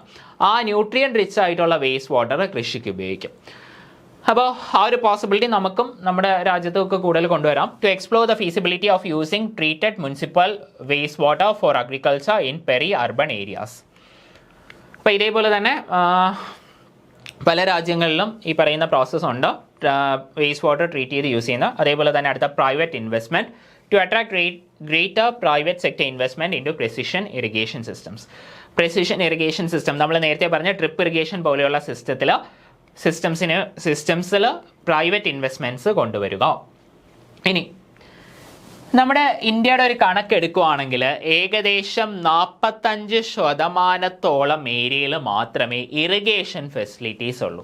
45% വരുന്ന ഏരിയാസിൽ മാത്രമേ എന്തുള്ളൂ, ഇറിഗേഷൻ ഉള്ളൂ. ദാറ്റ് മീൻസ് ബാക്കി വരുന്ന 55% വരുന്ന ഏരിയാസ്, അതായത് അഗ്രികൾച്ചറൽ ഏരിയാസിലും മഴവെള്ളമാണ് ആകെയുള്ള വെള്ളത്തിൻ്റെ സ്രോതസ് എന്നാണ് അതിൻ്റെ അർത്ഥം. Approximately 45% of India's agricultural land is covered by irrigation facilities, while the rest depends on rainfall. Water scarcity and vulnerability pose significant challenges for farmers. അപ്പോൾ ഈ ഇഷ്യൂസൊക്കെ അഡ്രസ്സ് ചെയ്യാൻ വേണ്ടി നമ്മുടെ പ്രധാനമന്ത്രി കൃഷി സിഞ്ചായ് യോജന നിലവിൽ വന്നു. അപ്പോൾ അതിൻ്റെ സ്ലോഗൻസ് ആണ് ഹർ ഖേത് കോ പാനി, that means water to every field, എല്ലാ ഫീൽഡുകളിലും അല്ലെങ്കിൽ എല്ലാ ഫാമുകളിലും വെള്ളം എത്തിക്കുക. അതേപോലെ തന്നെ more crop per drop, more yield per drop of water. അപ്പോൾ ഈ 2 സ്ലോഗൻസോടെ ലോഞ്ച് ചെയ്ത ഒരു പ്രോഗ്രാമാണ് പ്രധാനമന്ത്രി കൃഷി സിഞ്ചായ് യോജന. ഇനി നമ്മുടെ 4 നിലവിലുണ്ടായിരുന്ന പോളിസീസ്, 4 നിലവിലുണ്ടായിരുന്ന പ്രോഗ്രാംസ് കൂട്ടിച്ചേർത്തുകൊണ്ട് വന്ന ഒരു പ്രോഗ്രാമാണ് PMKSY. അപ്പോൾ അത് ഏതൊക്കെയാണെന്ന് നോക്കാം. Accelerated irrigation benefit programme AIBP, അതേപോലെ തന്നെ OFWM on farm water management. ഓരോന്നും ഡീറ്റെയിൽ ആയിട്ട് നമുക്ക് വരുന്ന സ്ലൈഡ്സിൽ പഠിക്കാനുണ്ട്. അതേപോലെ തന്നെ IWMP, MP ആണ്, DP അല്ല. IWMP integrated watershed management programme. IWDP എന്ന് പറയുന്ന ഒരു പ്രോഗ്രാം ഉണ്ട്, അത് ഡെവലപ്മെൻറ്റ് പ്രോഗ്രാം. ഇത് ഇൻറ്റിഗ്രേറ്റഡ് വാട്ടർഷെഡ് മാനേജ്മെൻറ്റ് പ്രോഗ്രാം. പിന്നെ അതേപോലെ തന്നെ നമ്മുടെ ministry of water resource, river development and Ganga റിജുവിനേഷൻ്റെ കീഴിൽ വരുന്ന ഒട്ടുമിക്ക പോളിസീസും അല്ലെങ്കിൽ ഒട്ടുമിക്ക പ്രോജക്ട്സും ഇതെല്ലാം കൂടെ ചേർന്ന് കൊണ്ടുവന്ന ഒരു പ്രോജക്റ്റാണ് PMKSY. ഇപ്പോൾ integrated watershed management programme IWMP ഓരോന്നായിട്ട് നമുക്ക് ഡീറ്റെയിൽ ആയിട്ട് പഠിക്കേണ്ടതുണ്ട്. വളരെ ധാരാളം പ്രാവശ്യം ചോദിച്ചിട്ടുള്ളൊരു സാധനമാണ് IWMP. അതേപോലെ IWDP ഒക്കെ വളരെ ഇമ്പോർട്ടൻ്റ് ആണ്. അപ്പോൾ നമ്മുടെ IWMP എന്ന് പറയുന്ന സെൻട്രലി PMKSY നമുക്ക് സെൻട്രലി സ്പോൺസേർഡ് സ്കീമാണെന്ന് നമുക്കറിയാമല്ലോ, പ്രധാനമന്ത്രി അങ്ങനെയല്ലേ പേര് വരുന്നത്. അപ്പോൾ നമ്മുടെ ഒരു സെൻട്രലി സ്പോൺസേർഡ് സ്കീമാണ്, നമ്മുടെ മിനിസ്ട്രി ഓഫ് റൂറൽ ഡെവലപ്മെൻറ്റിൻ്റെ കീഴിൽ വരുന്നതാണ്. കേരളത്തിലാണെങ്കിൽ കേരള സർക്കാരിൻ്റെ കീഴിലുള്ള ഡിപ്പാർട്ട്മെൻറ്റ് ഓഫ് റൂറൽ ഡെവലപ്മെൻറ്റ് വഴിയാണ് കേരളത്തിൽ ഈ ഒരു പ്രോജക്റ്റ് ഇംപ്ലിമെൻറ്റ് ചെയ്യുന്നത്. 2009-2010 ഇത് ലോഞ്ച് ചെയ്തത്. അന്നുണ്ടായിരുന്ന IWDP ഹരിയാലി, ഇതാണ് ഞാൻ നേരത്തെ പറഞ്ഞത്. IWMP ആണ് ഇപ്പോൾ പറയുന്നത്. ഇത് IWDP എന്ന് പറയുന്നത് പഴയ പ്രോഗ്രാമാണ്. IWDP, ഹരിയാലി, NWDPRA, ഇതൊക്കെ എന്താണെന്ന് ഡീറ്റെയിൽ ആയിട്ട് നമുക്കിനി വരുന്ന സ്ലൈഡ്സിലൊക്കെ ഉണ്ട്. ഇപ്പോൾ IWDP, ഹരിയാലി, NWDPRA ഈ പറയുന്ന പ്രോഗ്രാംസ് എല്ലാം അല്ലെങ്കിൽ ഈ പറയുന്ന സാധനങ്ങളെല്ലാം കൺസോളിഡേറ്റ് ചെയ്ത് കൊണ്ടുവന്ന സാധനമാണ് IWMP. It has now been converted into പ്രധാനമന്ത്രി സിഞ്ചായ് യോജന. ഈ PMKSY വന്നതോടെ ഈ പറയുന്ന ഈ പറയുന്ന 3 സാധനങ്ങളും കൂടെ ഒരുമിച്ച് ചേർത്തുണ്ടാക്കിയ IWMPയും ഇതേപോലെയുള്ള 3 സാധനങ്ങളും കൂടെ ഒരുമിച്ച് ചേർത്ത് PMKSYയുടെ ഭാഗമാക്കി. അപ്പോൾ ഇവരുടെ ഒബ്ജക്റ്റീവ്സ് എന്ന് പറഞ്ഞാൽ വേറൊന്നുമല്ല, നമ്മുടെ വാട്ടർ ഷെഡിൻ്റെ ഒബ്ജക്റ്റീവ്സ് അല്ലെങ്കിൽ അതിൻ്റെ ഒരു മാനേജ്മെൻറ്റിൻ്റെ ഒബ്ജക്റ്റീവ്സ് അത് തന്നെയാണ്. എക്കോളജിക്കൽ ബാലൻസ്, വാട്ടർ എഫിഷ്യൻ്റ് ആയിട്ട് യൂട്ടിലൈസ് ചെയ്യുക, അതേപോലെ അഗ്രികൾച്ചർ, ലൈഫ് സ്റ്റോക്ക്, ഡൊമസ്റ്റിക് യൂസിനൊക്കെ വാട്ടർ എഫിഷ്യൻ്റ് ആയിട്ട് യൂസ് ചെയ്യുക, അതേപോലെ ഡ്രിങ്കിങ് വാട്ടറിൻ്റെ സെൽഫ് സഫിഷ്യൻസി, ഇൻക്രീസ് എംപ്ലോയ്മെൻറ്റ്, ഇതുമായി ബന്ധപ്പെട്ട കാര്യങ്ങൾ ഇതൊക്കെയാണ് നമ്മുടെ ഒബ്ജക്റ്റീവ്സ് ആയിട്ട് വരുന്നത്. ഇനി ഫണ്ടിങ് വളരെ ഇമ്പോർട്ടൻ്റ് ആണ്. അപ്പോൾ ഇതിൻ്റെ ഫണ്ടിങ് എങ്ങനെയാണെന്ന് വെച്ചാൽ 75% കേന്ദ്ര സർക്കാരും 25% സംസ്ഥാന സർക്കാരും എന്നാണ് കണക്ക്. 75%, അതായത് 1/4 ഭാഗവും കേന്ദ്ര സർക്കാർ, 1/4 ഭാഗം 75% സംസ്ഥാന സർക്കാർ എന്നാണ് ഇതിൻ്റെ ഒരു ഫണ്ടിങ് പെർസെൻറ്റേജ് അല്ലെങ്കിൽ ഫണ്ടിങ് റേഷ്യോ എന്ന് പറയുന്നത്. ഇത് നോർത്ത് ഈസ്റ്റേൺ സ്റ്റേറ്റ്സിലും അതേപോലെ തന്നെ ഹിമാലയൻ സ്റ്റേറ്റ്സിലേക്കൊക്കെ വരുമ്പോൾ 90-10 എന്നാവും. 90 അതായത് 90% കേന്ദ്ര സർക്കാരും 10% സംസ്ഥാന സർക്കാരും എന്നുള്ള ഒരു റേഷ്യോയിലോട്ട് മാറും. ഓർത്തു വെച്ചോളുക. നോർമൽ കേസിലാണെങ്കിൽ നോർത്ത് ഈസ്റ്റേൺ ഹിമാലയൻ സ്റ്റേറ്റ്സ് ഒഴിച്ചുള്ള എല്ലാ സംസ്ഥാനങ്ങളിലും 75-25, നോർത്ത് ഈസ്റ്റേൺ ആൻഡ് ഹിമാലയൻ സ്റ്റേറ്റ്സിലാണെങ്കിൽ 90-10 ഓർത്തു വെച്ചോളുക. ദ പ്രോജക്റ്റ് ഡ്യൂറേഷൻ എന്ന് പറയുന്നത് 4 തൊട്ട് 7 വർഷം വരെയാണ്. അപ്പോൾ അത് 3 ഫേസ് ആയിട്ടൊക്കെയാണ് തിരിച്ചിരിക്കുന്നത്. Preparatory phase, work phase, consultation phase. നമ്മുടെ ക്ലാസ്സിൽ തന്നെ ഈ പറയുന്ന 3 ഫേസുകളെ പറ്റിയും നമുക്ക് ഡീറ്റെയിൽ ആയിട്ട് അങ്ങോട്ട് വരുന്ന സ്ലൈഡ്സിലുണ്ട്. ഏകദേശം 4 തൊട്ട് 7 വർഷം വരെയാണ് എടുക്കുന്നത്. 3 ഫേസുകളുണ്ട്. 3 ഫേസുകളെ നമുക്ക് ഡീറ്റെയിൽ ആയിട്ട് പഠിക്കാം. ഇനി ഇംപ്ലിമെൻറ്റേഷൻ സ്ട്രക്ചർ വരുന്നത്, ഇനി അടുത്തത് ഇംപ്ലിമെൻറ്റേഷൻ സ്ട്രക്ചറാണ്. പല തട്ടുകളിലുള്ള ഇംപ്ലിമെൻറ്റേഷൻ സ്ട്രക്ചേഴ്സ് ഉണ്ട്. നമ്മുടെ ഈ PMKSYയുടെ കാര്യമാണ് നമ്മളിപ്പോൾ പറഞ്ഞുകൊണ്ടിരിക്കുന്നത്. അപ്പോൾ state level, district level, project level, village, field level. അപ്പോൾ സ്റ്റേറ്റ് ലെവലിലാണെങ്കിൽ ഈ ഒരു കാര്യം PMKSYയുടെ അതോറിറ്റി അല്ലെങ്കിൽ അതിൻ്റെ ഏറ്റവും ഇമ്പോർട്ടൻ്റ് ആയിട്ടുള്ള അതോറിറ്റി എന്ന് പറയുന്നത് അഗ്രികൾച്ചറൽ പ്രൊഡക്ഷൻ കമ്മീഷണറാണ്. സംസ്ഥാനത്തിനകത്തുള്ള ഒരു IAS ഉദ്യോഗസ്ഥനാണ് അദ്ദേഹം. വളരെ സീനിയർ മോസ്റ്റ് ആയിട്ടുള്ള നമ്മുടെ ഇക്വലൻ ടു നമ്മുടെ അഗ്രികൾച്ചറൽ പ്രിൻസിപ്പൽ സെക്രട്ടറി റാങ്കിലൊക്കെ വരുന്ന ഉദ്യോഗസ്ഥനാണ് നമ്മുടെ അഗ്രികൾച്ചറൽ പ്രൊഡക്ഷൻ കമ്മീഷണറായിട്ട് വരുന്ന. അഗ്രികൾച്ചറൽ പ്രൊഡക്ഷൻ കമ്മീഷണർ ചെയർ ചെയ്യുന്ന സ്റ്റേറ്റ് ലെവൽ ഇംപ്ലിമെൻറ്റേഷൻ ബോഡി ഉണ്ട്. അതേപോലെ തന്നെ ഡിസ്ട്രിക്ട് ലെവലിലേക്ക് വരുന്ന സമയത്ത് ഡിസ്ട്രിക്ട് അഡ്മിനിസ്ട്രേഷൻ്റെ ഭാഗമായിട്ട് വരുന്ന ഡിസ്ട്രിക്റ്റിലുള്ള ഒരു നോഡൽ ഏജൻസി ഉണ്ടാവും. പിന്നെ അതിനോടൊപ്പം തന്നെ water shed cell cum data centre എന്ന് പറയുന്ന ഒരു ഏജൻസി ഉണ്ട്. ഇവർക്കാണ് ഇതിൻ്റെ ചുമതല വരുന്നത്. പ്രോജക്റ്റ് ലെവലിലേക്ക് വരുന്ന സമയത്ത് ആ പ്രോജക്റ്റ് നടത്തിയെടുക്കുന്ന agency project implementing agency PIA എന്ന് പറയും. പ്രോജക്റ്റ് ഇംപ്ലിമെൻറ്റിംഗ് ഏജൻസിയാണ് അതിൻ്റെ മേൽനോട്ടം വഹിക്കുന്നത്. പിന്നെ അത് മെയിനായിട്ട് വേറൊന്നുമല്ല, നമ്മുടെ ആ ബ്ലോക്ക് പഞ്ചായത്തായിരിക്കും പ്രോജക്റ്റ് ലെവലിലേക്ക് വരുന്ന സമയത്ത് വരുന്നത്. പിന്നെ വില്ലേജ് ഫീൽഡ് ലെവലിലാണെങ്കിൽ ഗ്രാമസഭ കോൺസ്റ്റിറ്റ്യൂട്ട് ചെയ്ത ഒരു വാട്ടർ ഷെഡ് കമ്മിറ്റി ആയിരിക്കും. അപ്പോൾ പല തട്ടുകളിൽ ഉള്ള PMKSYയുമായി ബന്ധപ്പെട്ട പ്രോജക്ട്സ് ഇംപ്ലിമെൻ്റ് ചെയ്യുന്ന ആൾക്കാരെ പറ്റിയാണ് നമ്മൾ പറയുന്നത്. സ്റ്റേറ്റ് ലെവലിലാണെങ്കിൽ അഗ്രികൾച്ചറൽ പ്രൊഡക്ഷൻ കമ്മീഷണർ, ഡിസ്ട്രിക്ട് ലെവലിലാണെങ്കിൽ water shed cell cum data സെൻറ്ററും, അതേപോലെ തന്നെ ജില്ലാ ഭരണകൂടത്തിൻ്റെ കീഴിൽ വരുന്ന ഡിസ്ട്രിക്ട് നോഡൽ ഏജൻസിയും, പിന്നെ പ്രോജക്റ്റ് ലെവലിലേക്ക് വരുന്ന സമയത്ത് ബ്ലോക്ക് പഞ്ചായത്തിൻ്റെ കീഴിൽ വരുന്ന project implementing agency, village field ലെവലിലേക്ക് വരുന്ന സമയത്ത് ആ ഒരു ഗ്രാമസഭ കോൺസ്റ്റിറ്റ്യൂട്ട് ചെയ്ത ആ ഒരു വില്ലേജിലെ ഗ്രാമസഭ കോൺസ്റ്റിറ്റ്യൂട്ട് ചെയ്ത വാട്ടർ ഷെഡ് കമ്മിറ്റി. അപ്പോൾ ഇവരൊക്കെയാണ് നമ്മുടെ പല തട്ടുകളിലുള്ള ഇംപ്ലിമെൻറ്റിംഗ് ഏജൻസീസ് എന്ന് പറയുന്നത്. പിന്നെ ഇതിലേക്ക് വരുന്ന വേറൊരു കാര്യം കൂടെയുണ്ട്. കേരളമാണ് ശരിക്കും പറഞ്ഞാൽ തദ്ദേശ സ്വയംഭരണ സ്ഥാപനങ്ങൾ, നമ്മുടെ ലോക്കൽ സെൽഫ് ബോഡീസ് പ്രോപ്പറായിട്ട് ഈ കാര്യങ്ങളെല്ലാം ഇംപ്ലിമെൻറ്റ് ചെയ്ത് അതിൻ്റെ മേൽനോട്ടം പ്രോപ്പറായിട്ട് വഹിക്കുന്ന ഒരേ ഒരു സംസ്ഥാനം കേരളമാണ്. Kerala is the only state where IWMP is implemented exclusively with the complete involvement of local self-government organization. The Rural Development Department implements it here. നമ്മുടെ റൂറൽ ഡെവലപ്മെൻറ്റ് ഡിപ്പാർട്ട്മെൻ്റ് ആണ് കേരളത്തിലെ റൂറൽ ഡെവലപ്മെൻറ്റ് ഡിപ്പാർട്ട്മെൻറ്റിൻ്റെ കാര്യമാണ് പറയുന്നത്. അവരാണ് ഇത് നിലവിൽ ഇവിടെ ഇംപ്ലിമെൻറ്റ് ചെയ്യുന്നത്. പിന്നെ വാട്ടർ ഷെഡ് ഡെവലപ്മെൻറ്റ് ഫണ്ട് എന്ന് പറയുന്ന ഒരു ഫണ്ടുണ്ട്. ശരിക്കും പറഞ്ഞാൽ ഇത് വളരെ പണ്ട് 2000 കൊണ്ടുവന്ന ഒരു ഫണ്ടാണ്. ഇത് ശരിക്കും പറഞ്ഞാൽ 50% കേന്ദ്ര സർക്കാരും അതേപോലെ തന്നെ 50% നബാർഡും ഒക്കെയാണ്. അപ്പോൾ അതും കൂടെ ഒന്ന് ഓർത്ത് വെച്ചോളുക. 50% കേന്ദ്ര സർക്കാരും 50% നബാർഡൊക്കെയാണ് കൊടുക്കുന്നത്. അതേപോലെ ലോൺ ഫെസിലിറ്റീസ് അങ്ങനെ കുറേ കാര്യങ്ങളൊക്കെ വരുന്നുണ്ട്. Watershed development fund 50% government of ഇന്ത്യയും അതേപോലെ തന്നെ 50% നബാർഡും. ഈ ഒരു രീതിയിലേക്കാണ് 200 കോടി അങ്ങനെ എന്തോണ് ഇതിൻ്റെ ഒരു കണക്ക് വരുന്നത്. അത് അങ്ങോട്ടും ഇങ്ങോട്ടും വർഷങ്ങളനുസരിച്ച് മാറും. തുടക്ക സമയത്ത് ആ കണക്കൊന്നും വേണ്ട, പക്ഷേ ഈ കണക്ക് ഇമ്പോർട്ടൻ്റ് ആണ്. 50% ഗവൺമെൻറ് ഓഫ് ഇന്ത്യയും 50% നബാർഡും. ഇങ്ങനെയാണ് ഇവരുടെ ഒരു ഫണ്ടിങ് കൊടുക്കുന്നത്. പിന്നെ ഇതിൽ ഇപ്പോൾ സ്ഥലങ്ങളനുസരിച്ച്, അതായത് ഇപ്പോൾ ഭയങ്കരമായി വാട്ടർ സ്കേഴ്സിറ്റി ഉള്ള സ്ഥലങ്ങൾ അങ്ങനെയുള്ള പ്രദേശങ്ങളൊക്കെ ആണെങ്കിൽ ഗവൺമെൻറ്റിൻ്റെ ഫണ്ടിങ് കൂടുതൽ ഗവൺമെൻറ് ഗ്രാൻറ്റ് കൂടുതലായിരിക്കും. അപ്പോൾ അങ്ങനെയൊക്കെയുള്ള വ്യത്യാസങ്ങളുണ്ട്. അപ്പോൾ ഇതാണ് ബേസിക് ആയിട്ടുള്ളത്. പിന്നെ അതേപോലെ തന്നെ പ്രൈവറ്റ് ലാൻഡിലാണ് ഈ വാട്ടർ ഷെഡുമായി ബന്ധപ്പെട്ട ഏതെങ്കിലും ഒരു പ്രോജക്റ്റ് വരുന്നെങ്കിൽ, പ്രൈവറ്റ് ലാൻഡ് അല്ലെങ്കിൽ പ്രൈവറ്റ് ഏരിയയിലാണെങ്കിൽ അതിലെ ഒരു 10% പബ്ലിക് കോൺട്രിബ്യൂഷൻ ഉണ്ടായിരിക്കണം. പിന്നെ SC/ST ലാൻഡ്സ് അങ്ങനെയൊക്കെ ആണെങ്കിൽ അതിലൊരു വ്യത്യാസമുണ്ട്, 5% എന്നുള്ളൊരു വ്യത്യാസമുണ്ട്.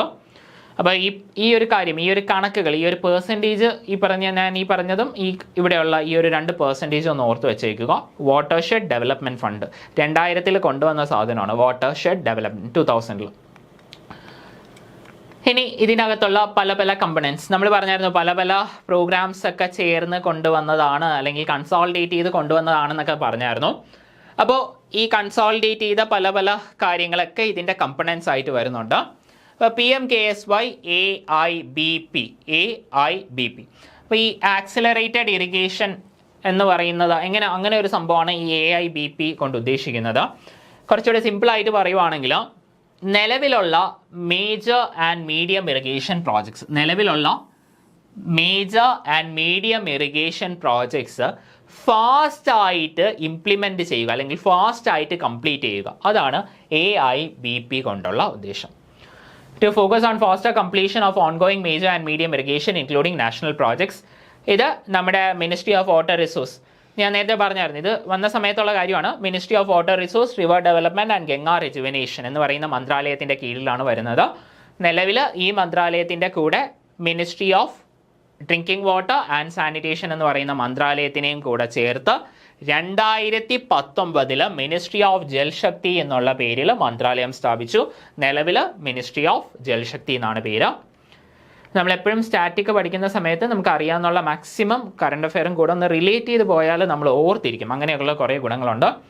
പിന്നെ ഈ പറയുന്ന ചില ഭാഗങ്ങൾ ഒത്തിരി കറണ്ട് അഫെയർ ചോദിക്കും, പക്ഷേ ഈ പറയുന്ന വാട്ടർഷെഡ് മാനേജ്മെൻ്റ് ഒന്നും അങ്ങനെ ഒത്തിരി കറണ്ട് അഫെയർ ചോദിക്കുന്ന ഒരു ഭാഗമല്ല. കൂടുതലും നമ്മുടെ ഈ സ്റ്റാറ്റിക്കിൻ്റെ അകത്ത് നിന്ന് തന്നെയായിരിക്കും ക്വസ്റ്റ്യൻ വരുന്നത്. ഇനി PMKSY ഹർ ഖേത്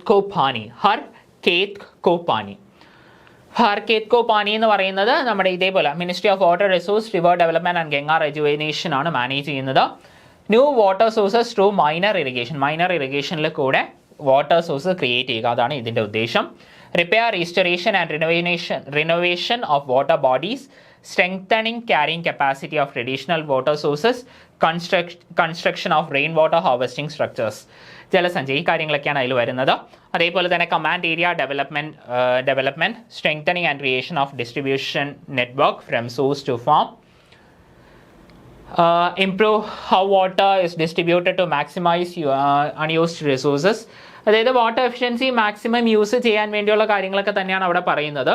അതേപോലെ തന്നെ മൈക്രോ പ്രിസിഷൻ ഇറിഗേഷൻ ഉപയോഗിച്ച് ഒരു കാര്യം കൂടെ ഉണ്ട്. നമ്മുടെ ഈ ഒരു പ്രോജക്റ്റിൽ നമ്മളിപ്പോൾ പറഞ്ഞുകൊണ്ടിരിക്കുന്ന ഹർ ഖേത് കോ പാനിക്കകത്ത് ഒരു വ്യത്യാസമുള്ളൊരു കാര്യമുണ്ട് കേട്ടോ. ഹർ ഖേത് കോ പാനി, ഇതിൻ്റെ അകത്ത് ഒരു കാര്യം കൂടെ പറയുന്നുണ്ട്. ഈ മൊത്തം ഏരിയയുടെ, അതായത് മൊത്തം കമാൻഡ് ഏരിയയുടെ 10% പ്രെസിഷൻ ഇറിഗേഷൻ യൂസ് ചെയ്തിരിക്കണം. അങ്ങനെ ഒരു പോയിന്റ് ഹർ ഖേത് കോ പാനിക്കകത്തുണ്ട് കേട്ടോ. ഹർ ഖേത് കോ പാനിക്കകത്തുള്ള ഒരു പ്രത്യേക സംഭവമാണ്. അതിൽ മാത്രം വരുന്ന ഒരു കാര്യമാണ് 10% ഭാഗം, അതായത് മൊത്തം ഏരിയയുടെ 10% ഭാഗമെങ്കിലും പ്രെസിഷൻ ഇറിഗേഷൻ അല്ലെങ്കിൽ മൈക്രോ ഇറിഗേഷൻ, അതായത് വേറൊന്നുമല്ല ഡ്രിപ്പ് ഇറിഗേഷൻ പോലെയുള്ള ഒരു ഇറിഗേഷൻ മെത്തേഡ് യൂസ് ചെയ്തിരിക്കണം. മാക്സിമം വാട്ടർ എഫിഷ്യൻസിക്ക് വേണ്ടിയാണ് ആ ഒരു കാര്യം അവിടെ പറയുന്നത്. Move water from areas of plenty to water scarce. Maximum കൂടുതൽ കിട്ടുന്ന ഏരിയകളിൽ നിന്ന് ഒട്ടും വെള്ളം ദൗർലഭ്യമായ പ്രദേശങ്ങളിലേക്ക് വെള്ളം എത്തിക്കുക. അതിനുവേണ്ടി ലിഫ്റ്റ് ഇറിഗേഷൻ പോലുള്ള കാര്യങ്ങളൊക്കെ ഉപയോഗിക്കുക. അതേപോലെ തന്നെ മറ്റ് ഒരു പദ്ധതികളിലും പെടാത്ത സ്ഥലങ്ങൾ വരുമല്ലോ, മറ്റൊരു പദ്ധതികളിലും പെടാത്ത, ഇപ്പം ഈ കിണർ എന്നൊക്കെ പറയുന്ന സംഭവം ഉണ്ടല്ലോ, ഈ കിണർ ഇപ്പോൾ വാട്ടർ ഷെഡിൻ്റെ ഭാഗമായിട്ട് വരുന്ന സാധനം തന്നെയാണ് കിണർ. ഈ കിണർ നിർമ്മിക്കുക ഇപ്പോൾ ഗ്രാമപ്രദേശങ്ങളിലൊക്കെയുള്ള കോമൺ ആയിട്ടുള്ള കിണറുണ്ടല്ലോ, പൊതു കിണർ. അപ്പോൾ ഒട്ടും വെള്ളം ഇല്ലാത്ത സ്ഥലങ്ങൾ, ഈ പറയുന്ന കോർപ്പറേഷൻ വെള്ളം അങ്ങനെയൊന്നും ഇല്ലാത്ത സ്ഥലങ്ങളിലൊക്കെ പൊതു കിണറൊക്കെ നിർമ്മിക്കുന്ന പ്രോജക്ട്സ് ഉണ്ട് സർക്കാരിൻ്റെ. ധാരാളം പല ടൈപ്പ് ഓഫ് പ്രോജക്ട്സ് ഉണ്ട്, പല ഡിപ്പാർട്ട്മെൻറ്റുകൾ ഫണ്ട് ചെയ്യുന്നത്. ഇപ്പം SC/ST ഏരിയാസിലാണെങ്കിൽ SC/ST ഡിപ്പാർട്ട്മെൻറ്റുമായി ബന്ധപ്പെട്ട ചില ഫണ്ടിങ്സ് ഉണ്ട്. അപ്പോൾ അങ്ങനെ പല ടൈപ്പ് സംഭവങ്ങളുണ്ട് ഈ സർക്കാർ തന്നെ കിണർ നിർമ്മിച്ചൊക്കെ കൊടുക്കുന്ന, പൊതു കിണറൊക്കെ നിർമ്മിച്ച് കൊടുക്കുന്ന. അപ്പോൾ ഇങ്ങനെയുള്ള ഒരു തരത്തിലുള്ള പദ്ധതികളിലും വരാത്ത സ്ഥലങ്ങളിൽ വാട്ടർ ഷെഡ് മാനേജ്മെൻറ്റുമായി ബന്ധപ്പെട്ട പ്രോഗ്രാംസും അല്ലെങ്കിൽ എന്തെങ്കിലുമൊക്കെ കാര്യങ്ങൾ ഇംപ്ലിമെൻറ്റ് ചെയ്യുക. For rejuvenate traditional water storage systems across different states suggest, ഇത് പല സംസ്ഥാനങ്ങളിലുള്ള വാട്ടർ ഷെഡ് മാനേജ്മെൻറ്റുമായി ബന്ധപ്പെട്ട പല സംഭവങ്ങളാണ് കേട്ടോ. ഇപ്പോൾ ഗുജറാത്തിലുള്ള ഒരു സംഭവമാണ് ജൽമന്ദിർ, ഹിമാചലിലുള്ളതാണ് കത്രി കൊൽ, നാഗാലാൻഡിലുള്ളതാണ് സബോ എന്ന് പറയുന്നത്, തമിഴ്നാട്ടിലുള്ളതാണ് ഏഴിയും അതേപോലെ ഊരണി, ആസാമിലുള്ളതാണ് ഡോങ്സ്, ഒഡീഷ മധ്യപ്രദേശിലുള്ളതാണ് കാത്താസ് ബന്താസ്. ഇതിൽ ഇമ്പോർട്ടൻ്റ് ആയിട്ട് വരുന്നത് ഈ തമിഴ്നാട്ടിലും അതേപോലെ തന്നെ നാഗാലാൻഡ്, ഹിമാചൽ പ്രദേശ്, ഈ സ്ഥലങ്ങളിലാണ് ഏറ്റവും ഇമ്പോർട്ടൻ്റ് ആയിട്ട് വരുന്നത്. ഇതിൽ തമിഴ്നാട്ടിലെ കാര്യങ്ങളൊക്കെ ചില എക്സാംസിന് ചോദിച്ചിട്ടുണ്ട്. PSC അല്ല, മറ്റ് ചില എക്സാംസിനൊക്കെ ചോദിച്ചു കണ്ടിട്ടുണ്ട്. ഏഴിയും ഊരണി എന്ന് പറയുന്നത് ശരിക്കും പറഞ്ഞാൽ നമ്മുടെ സ്കൂൾ ടെക്സ്റ്റുകളിലും അതുകൊണ്ട് കേട്ടോ. ഈ ഏഴി ഊരണിയൊക്കെ ചില സ്കൂൾ ടെക്സ്റ്റുകളിലും ഒക്കെ എഴുതിയിട്ടുണ്ട്. അപ്പോൾ ഏഴി എന്ന് പറഞ്ഞാൽ ഒരു ഗ്രാമങ്ങളിൽ കിണറുണ്ട് തമിഴ്നാട്ടിൽ, ചില ഗ്രാമങ്ങളിൽ കിണറുണ്ട്. ഇപ്പം നോർമലി ഗ്രാമങ്ങളിൽ കിണർ കാണും, അതല്ല, വ്യത്യാസം എന്താണെന്ന് വെച്ചാൽ ഈ ഗ്രാമങ്ങളിലുള്ള കിണർ താഴെ കൂടെ ഭൂമിക്കടിയിൽ കൂടെ അവർ കണക്ട് ചെയ്ത് വെക്കും. ആ ഒരു സിസ്റ്റമാണ് ഏഴി എന്ന് പറയുന്നത്, ഭൂമിക്കടിയിലൂടെ കണക്ട് ചെയ്ത് വെക്കും. അപ്പോൾ എന്ത് സംഭവിക്കുമെന്ന് പറഞ്ഞാൽ ഇപ്പോൾ ചില സ്ഥലങ്ങളിൽ എത്ര മഴയില്ല എങ്കിലും വെള്ളം ഉണ്ടാവും, പക്ഷെ ചില സ്ഥലങ്ങളിൽ വളരെ പെട്ടെന്ന് തന്നെ വരൾച്ച കൂടുതലായിരിക്കും. അപ്പോൾ അങ്ങനെ വരുന്ന സാഹചര്യത്തിൽ എല്ലാ ഈ ഗ്രാമക്കുളങ്ങളിലും വെള്ളം എത്തിക്കാൻ വേണ്ടി ഉള്ളൊരു സംഭവമാണ്. ഈ കുളങ്ങളെല്ലാം കൂടെ തമ്മിൽ കണക്ട് ചെയ്തു. അപ്പോൾ ഒരിടത്ത് വെള്ളം ഇല്ലെങ്കിലും മറ്റിടത്തു നിന്നുള്ള വെള്ളം ഇവിടെ എത്തും. അപ്പോൾ അങ്ങനെ ഒരു സിസ്റ്റമാണ് ഏഴി എന്ന് പറയും, തമിഴ്നാട്ടിലുള്ളൊരു സംഭവമാണ്. ഇനി ഊരണി എന്ന് പറയുന്നത് ശരിക്കും പറഞ്ഞാൽ ഇതേപോലെ ടാങ്കുകളാണ്, പോണ്ടുകളും ടാങ്കുകളും, കുഞ്ഞു പോണ്ടും ടാങ്കും ഒക്കെ കൺസ്ട്രക്ട് ചെയ്യുന്ന സംഭവമാണ്. പിന്നെ സാബോ, നാഗാലാൻഡ്, നോർത്ത് ഈസ്റ്റേൺ സ്ഥലങ്ങളിലൊക്കെ വരുന്ന ഒരു സാധനമാണ് സാബോ എന്ന് പറയുന്ന ശരിക്കും പറഞ്ഞാൽ ഈ കുഞ്ഞ് നമ്മുടെ കോണ്ടോർ സ്ഥലങ്ങളിലൊക്കെ അല്ലെങ്കിൽ സ്ലോപ്പ് ഭയങ്കരമായിട്ടുള്ള സ്ഥലങ്ങളിലൊക്കെ സ്റ്റെപ്പുമായിട്ടൊക്കെ ബന്ധപ്പെട്ട് ഒരു ടൈപ്പ് ഓഫ് ഇതേപോലെ ഒരു ടാങ്ക് പോലെ ഉള്ള സംഭവം കൺസ്ട്രക്ട് ചെയ്യുന്ന സംഭവമാണ്. ഇനി അടുത്തത് PMKSY വാട്ടർ ഷെഡ്. അപ്പോൾ ഇത് മാനേജ് ചെയ്യുന്നത് നമ്മുടെ മിനിസ്ട്രി ഓഫ് റൂറൽ ഡെവലപ്മെൻറ്റിൻ്റെ കീഴിലുള്ള 2 ഡിപ്പാർട്ട്മെൻറ്റ്സിൽ ഒന്നായ ഡിപ്പാർട്ട്മെൻറ്റ് ഓഫ് ലാൻഡ് റിസോഴ്സ് ആണ്. അപ്പോൾ ഇവരുടെ ഫംഗ്ഷൻ വേറൊന്നുമല്ല, water harvesting structures such check ഡാംസുകൾ, നല്ല ബണ്ട്, ഫാം പോണ്ടുകൾ, ടാങ്കുകൾ ഇതൊക്കെ കൺസ്ട്രക്ട് ചെയ്യുകയാണ്. ഇപ്പോൾ capacity building, entry point activities, ridge area treatment, drainage line treatment, soil moisture conservation, nursery raising, afforestation, horticulture, pasture development, livelihood activities for the assetless persons, and production system and micro enterprises for small and marginal farmers, etc. അപ്പോൾ ഈ കാര്യങ്ങളൊക്കെയാണ് PMKSY water ഷെഡുമായി ബന്ധപ്പെട്ട് വരുന്ന കാര്യങ്ങൾ. ഇനി അതേപോലെ തന്നെ effective rainfall management like field bunding, contour bunding, trenching, stagger trenching, land levelling, mulching etcetera. ഇതിൽ കോണ്ടർ ബണ്ടിങ് എന്ന് പറഞ്ഞാൽ അത് ഞാൻ നേരത്തെ പറഞ്ഞായിരുന്നു. കോണ്ടർ ബണ്ടിങ് എന്ന് പറയുന്ന സ്ലോപ്പ് ആയിട്ടുള്ള പ്രദേശങ്ങളിൽ സ്ലോപ്പിനെ വെട്ടി അത് സ്ലോപ്പ് കുറയ്ക്കാൻ വേണ്ടി സ്റ്റെപ്പ് പോലെയാക്കി അതിനകത്ത് വെള്ളം കെട്ടി നിർത്തുന്ന ഒരു പരിപാടിയാണ് കോണ്ടർ ബണ്ടിങ് എന്ന് പറയുന്നത്. അതേപോലെ തന്നെ ഈ പറയുന്ന സ്റ്റെപ്പ് പോലെയുള്ള സ്ഥലങ്ങളിൽ കുഴികളാക്കി അതിനകത്ത് വെള്ളം കെട്ടി നിർത്തുന്ന ഒരു പരിപാടിയാണ് കോണ്ടർ ബണ്ടിങ് എന്ന് പറയുന്നത്. അതേപോലെ തന്നെ പിന്നെ നിങ്ങൾക്ക് മൾച്ചിങ് ഡൗട്ടായിരിക്കും. മൾച്ചിങ് എന്ന് പറഞ്ഞാൽ വേറൊന്നും അല്ല, മൂടുന്ന പരിപാടിയില്ലേ, അതായത് ഇപ്പോൾ ഭയങ്കരമായി ചൂടുള്ള പ്രദേശങ്ങളിൽ വെള്ളം, അതായത് നമ്മുടെ കൃഷിക്ക് ഉപയോഗിക്കുന്ന വെള്ളം പെട്ടെന്ന് ഇവാപ്പറേറ്റ് ചെയ്ത് പോവാതിരിക്കാൻ വേണ്ടി ഓർഗാനിക് സാധനങ്ങൾ, അതായത് ഇലകൾ, പുല്ല്, ഇതൊക്കെ വെച്ചിട്ട് ഇലകൾ പോലെയുള്ള ഓർഗാനിക് സാധനങ്ങൾ വെച്ചിട്ട് നമ്മുടെ മൂടിയിടും, മണ്ണിൻ്റെ മുകളിൽ അല്ലെങ്കിൽ ചെടികളുടെ മുകളിൽ ഇങ്ങനെ മൂടിയിടും. ആ ഒരു പ്രോസസ്സിനെയാണ് മൾച്ചിങ് എന്ന് പറയുന്നത്. അപ്പോൾ ഈ മൾച്ചിങ്ങും ഒക്കെ ഇതേപോലെ പല സ്ഥലങ്ങളിലും യൂസ് ചെയ്യാറുണ്ട്, ഇവാപ്പറേഷൻ കൂടുതലുള്ള സ്ഥലങ്ങളിലൊക്കെ യൂസ് ചെയ്യാറുണ്ട്. ഇനി PMKSY, per drop more crop. Department of agriculture, corporation and ministry of agriculture and farmers welfare, അവരുടെ കീഴിലാണ് വരുന്നത്. Programme management, preparation of state district irrigation plan, approval of annual action plan, monitoring etcetera. പ്രോഗ്രാമിൻ്റെ management, അതേപോലെ തന്നെ state district irrigation പ്ലാനൊക്കെ തയ്യാറാക്കുക, ഈ കാര്യങ്ങളൊക്കെയാണ്. Promoting efficient water conveyance and precision water application devices like drips, sprinklers, pivots, rain guns in the form Jal Sinchan. അതേപോലെ തന്നെ topping up of input cost particularly under civil construction beyond permissible limit, that is 40% under MGNREGS. നമ്മുടെ Mahatma Gandhi national rural employment guarantee act ആണ്. അപ്പോൾ ഈ ഒരു MGNREGSൻ്റെ പേര് നിലവിൽ മാറ്റിയായിരുന്നു, വളരെ റീസെൻ്റ്, VB ഗ്രാം എന്നാണ് അതിൻ്റെ പേര്. വളരെ റീസെൻ്റായിട്ട് മാറ്റിയ ഒരു സംഭവമാണ്, അതൊക്കെ ഓർത്ത് വയ്ക്കുക. ചോദിക്കാനൊക്കെ വളരെയേറെ സാധ്യതയുണ്ട്. കാരണം ഈ പറയുന്ന ഇതിൻ്റെ ബാക്ക്ഗ്രൗണ്ട്, സ്റ്റാറ്റിക് കാര്യം തൊട്ട് പഠിക്കണം. ഈ MGNREGA ഇപ്പോൾ ഒരു ഡിഗ്രി ലെവൽ എക്സാമിനാണ് വരുന്നത് എങ്കിൽ ഇതിൻ്റെ പേര് മാറ്റിയത് മാത്രമായിരിക്കത്തില്ല, ആ സ്റ്റേറ്റ്മെൻറ്റ്സിൻ്റെ അകത്ത് ബാക്കി കുറേ കാര്യങ്ങൾ കാണുമല്ലോ. അത് ചിലപ്പോൾ ഇത് ആദ്യമായിട്ട് ലോഞ്ച് ചെയ്ത വർഷമായിരിക്കും, അല്ലെങ്കിൽ പേര് മാറ്റിയ മാസമായിരിക്കാം, അല്ലെങ്കിൽ ഇതുമായി ബന്ധപ്പെട്ട കാര്യങ്ങളുണ്ടല്ലോ, ഫണ്ടിങ് പോലെയുള്ള കാര്യങ്ങളുണ്ടല്ലോ, അതായിരിക്കാം. എത്ര ദിവസമാണ് മിനിമം വർക്ക് നൽകണം, ഇങ്ങനെയുള്ള കാര്യങ്ങളായിരിക്കാം. Okay, for activities like lining inlet, outlet, silt straps, distribution system. അതായത് ശരിക്കും ഈ വാട്ടർ ഷെഡ് നമ്മൾ കൺസ്ട്രക്ട് ചെയ്യുന്ന സമയത്ത് ഇതുമായി ബന്ധപ്പെട്ട കുറേ കാര്യങ്ങൾ വരുന്നുണ്ടല്ലോ. അപ്പോൾ അതിൻ്റെ കാര്യങ്ങളാണ് ഇവിടെ പറയുന്നത്. Building micro irrigation structures like tube wells and dug wells in areas where ground water is plentiful, not in critical or over exploited zones, no other scheme provide support. അതായത് വേറെ ഒന്നല്ല, മറ്റ് ഒരു സ്കീമുകളുടെ ഫണ്ടിങ് ഇല്ലാത്ത സ്ഥലങ്ങളിലോ ഈ പറയുന്ന ഗ്രൗണ്ട് വാട്ടർ യൂസ് ചെയ്യാൻ പറ്റുന്ന കാര്യങ്ങളൊക്കെ ചെയ്യുക. ഗ്രൗണ്ട് വാട്ടർ യൂസ് ചെയ്യാൻ വേണ്ടിയുള്ള സ്ട്രക്ചേഴ്സ് കൺസ്ട്രക്ട് ചെയ്യുക. ഇനി secondary storage structures, a tail end of canal system to store water when available in abundance or from perennial sources like streams for use during dry periods through effective on-farm water management. അതായത് വേറൊന്നുമല്ല, നമ്മുടെ പെരനിയൽ structures എന്ന് പറഞ്ഞാലോ എല്ലാ സമയത്തും വെള്ളം കിട്ടുന്നതിനെയാണ് perennial എന്ന് പറയുന്നത്. പെരിനിയൽ, എഫിമെറൽ, ഇങ്ങനെയായിട്ടൊക്കെ നമുക്ക് റിവേഴ്സിനെയൊക്കെ ക്ലാസിഫൈ ചെയ്യാൻ പറ്റും. പെരിനിയൽ എന്ന് പറഞ്ഞാൽ വർഷം മുഴുവൻ വെള്ളം കിട്ടുന്ന പ്രദേശം അല്ലെങ്കിൽ വാട്ടർ ഫ്ലോ ഉള്ളതിനെയാണ് പെരിനിയൽ എന്ന് പറയുന്നത്. അപ്പോൾ ഇതിലൊക്കെ ചെയ്യുന്ന വേറൊരു രീതി എന്താണെന്ന് വെച്ചാൽ, കനാൽസും അതേപോലെ തന്നെ പൈപ്പ് ലൈൻസ് ഒക്കെ കൺസ്ട്രക്ട് ചെയ്ത് മെയിനായിട്ട് സ്ഥിരമായി വെള്ളം വരുന്ന പ്രദേശങ്ങളിൽ നിന്ന് പൈപ്പ് ഇട്ട് വെള്ളം കിട്ടാത്ത പ്രദേശങ്ങളിലേക്ക് എത്തിക്കുന്ന ഒരു പരിപാടി.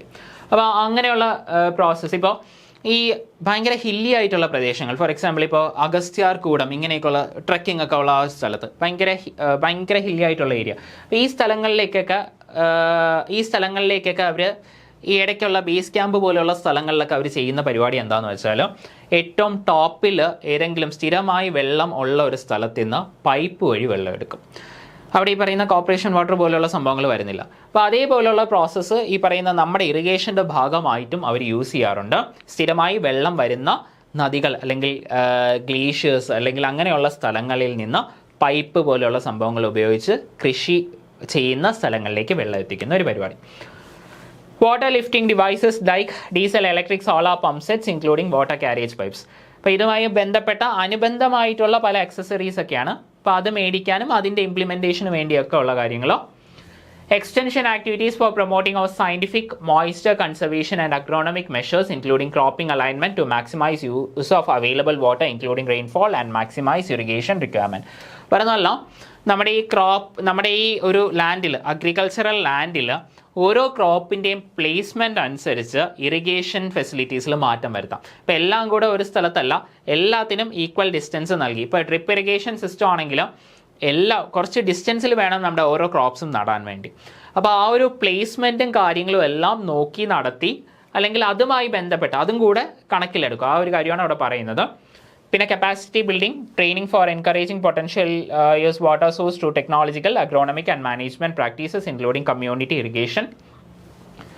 പിന്നെ അതേപോലെ തന്നെ ഇതുമായി ബന്ധപ്പെട്ട കാര്യങ്ങൾ മാക്സിമം അവയർനെസ് ഉണ്ടാക്കുക.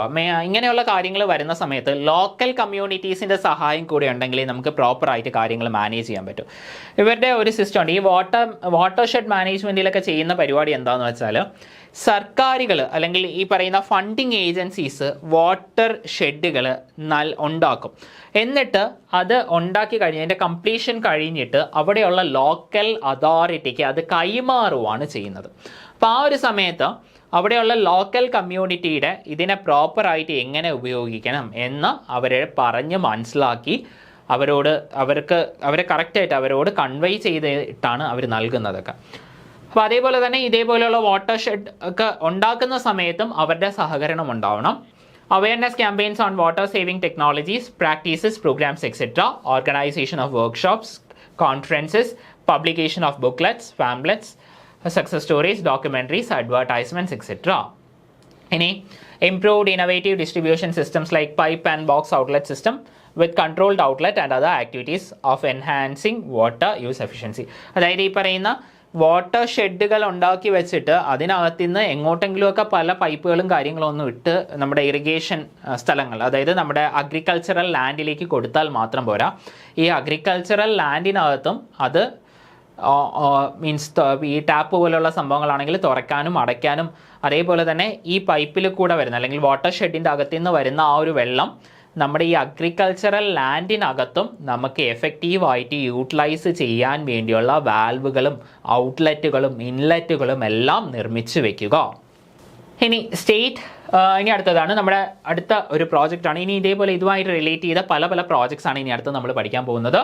Western Ghats development programme, WGDP, western Ghats development project. അപ്പോൾ ആ പേരിൽ നിന്ന് തന്നെ നമുക്കറിയാം വെസ്റ്റേൺ ഗാട്സ് കവർ ചെയ്യുന്ന, വെസ്റ്റേൺ ഗാട്സ് അതായത് നമ്മുടെ പറയുന്ന ഗുജറാത്ത്, മഹാരാഷ്ട്ര മുതൽ നമ്മുടെ കേരള, തമിഴ്നാട് വരെയുള്ള ഭാഗം കവർ ചെയ്യുന്ന പ്രദേശമാണ് നമ്മുടെ ഈ വെസ്റ്റേൺ ഗാട്സ് എന്ന് പറയുന്നത്. അപ്പോൾ ഈ വെസ്റ്റേൺ ഗാട്സ് കവർ ചെയ്യുന്ന അല്ലെങ്കിൽ വെസ്റ്റേൺ ഗാട്സ് പോകുന്ന ആ ഒരു സംസ്ഥാനങ്ങളിൽ അല്ലെങ്കിൽ ആ പ്രദേശങ്ങളിൽ ഉള്ള വാട്ടർ ഷെഡുമായി ബന്ധപ്പെട്ട ഒരു പ്രോജക്റ്റാണ് western Ghats development programme, WGDP എന്ന് പറയുന്നത്. സ്റ്റേറ്റ് സ്പെസിഫിക് ഇനിഷ്യേറ്റീവ് ആണ്. കാരണം അത് ആ പറയുന്ന സംസ്ഥാനങ്ങളിൽ മാത്രമേ വരുന്നുള്ളൂ. ആ സംസ്ഥാനങ്ങളിൽ അതിൻ്റേതായ വ്യത്യാസങ്ങളുണ്ട്. State specific initiative under the planning department for the western Ghats region. It funds participatory water shed projects including soil conservation and eco restoration. Evaluations show improved water availability and community participation in 12 watersheds. അപ്പോൾ ഇതിനകത്ത് ഏകദേശം ഈ പ്രോജക്റ്റിനകത്ത് 12 water ഷെഡുകൾ നിർമ്മിച്ചിട്ടുണ്ട്. അപ്പോൾ അതിൻ്റെ ബേസിസിൽ നോക്കുകയാണെങ്കിൽ നല്ല രീതിയിലാണ് ആ ഒരു പ്രദേശങ്ങളിലൊക്കെ ഗ്രൗണ്ട് വാട്ടർ യൂട്ടിലൈസേഷൻ വരുന്നത്, അതേപോലെ തന്നെ ഗ്രൗണ്ട് വാട്ടറിൻ്റെ ലെവൽ വരുന്നത്, കമ്മ്യൂണിറ്റി പാർട്ടിസിപ്പേഷൻ ഉള്ളത്.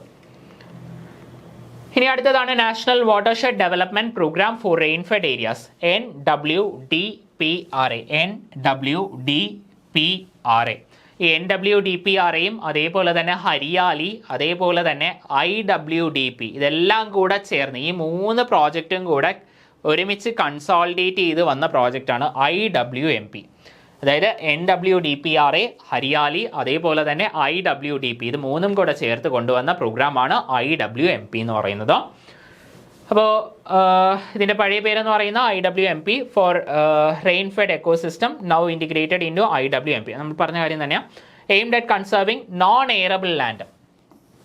നമുക്ക് നോൺ എയറബിൾ മീൻസ് കൾട്ടിവേറ്റ് ചെയ്യാൻ പറ്റാത്ത പ്രദേശങ്ങൾ, ഒട്ടും കൃഷിയോഗ്യമല്ലാത്ത, ദാറ്റ് മീൻസ് ഇറിഗേഷൻ ഭയങ്കര കുറവുള്ള പ്രദേശങ്ങളാണ് നോൺ എയറബിൾ ആയിട്ടുള്ള ലാൻഡ്. അപ്പോൾ ഇങ്ങനെയുള്ള നോൺ എയറബിൾ ആയിട്ടുള്ള ലാൻഡ് അഫോറസ്റ്റേഷൻ വഴി, ബാക്കി ചെടികളും മരങ്ങളും ഒക്കെ വെച്ച് നടിപ്പിക്കുന്നത് വഴിയും, അതേപോലെ ഹോർട്ടിക്കൾച്ചറിലൂടെയും, അതേപോലെ പാസ്റ്റർ ഡെവലപ്മെൻറ്റിലേക്കൊക്കെ ആ സ്ഥലങ്ങളെയും കൂടെ കൃഷിയോഗ്യമാക്കി എടുക്കാൻ വേണ്ടിയുള്ള ഒരു പ്രോജക്റ്റാണ് NWDPRA, national watershed development programme for rainfed areas.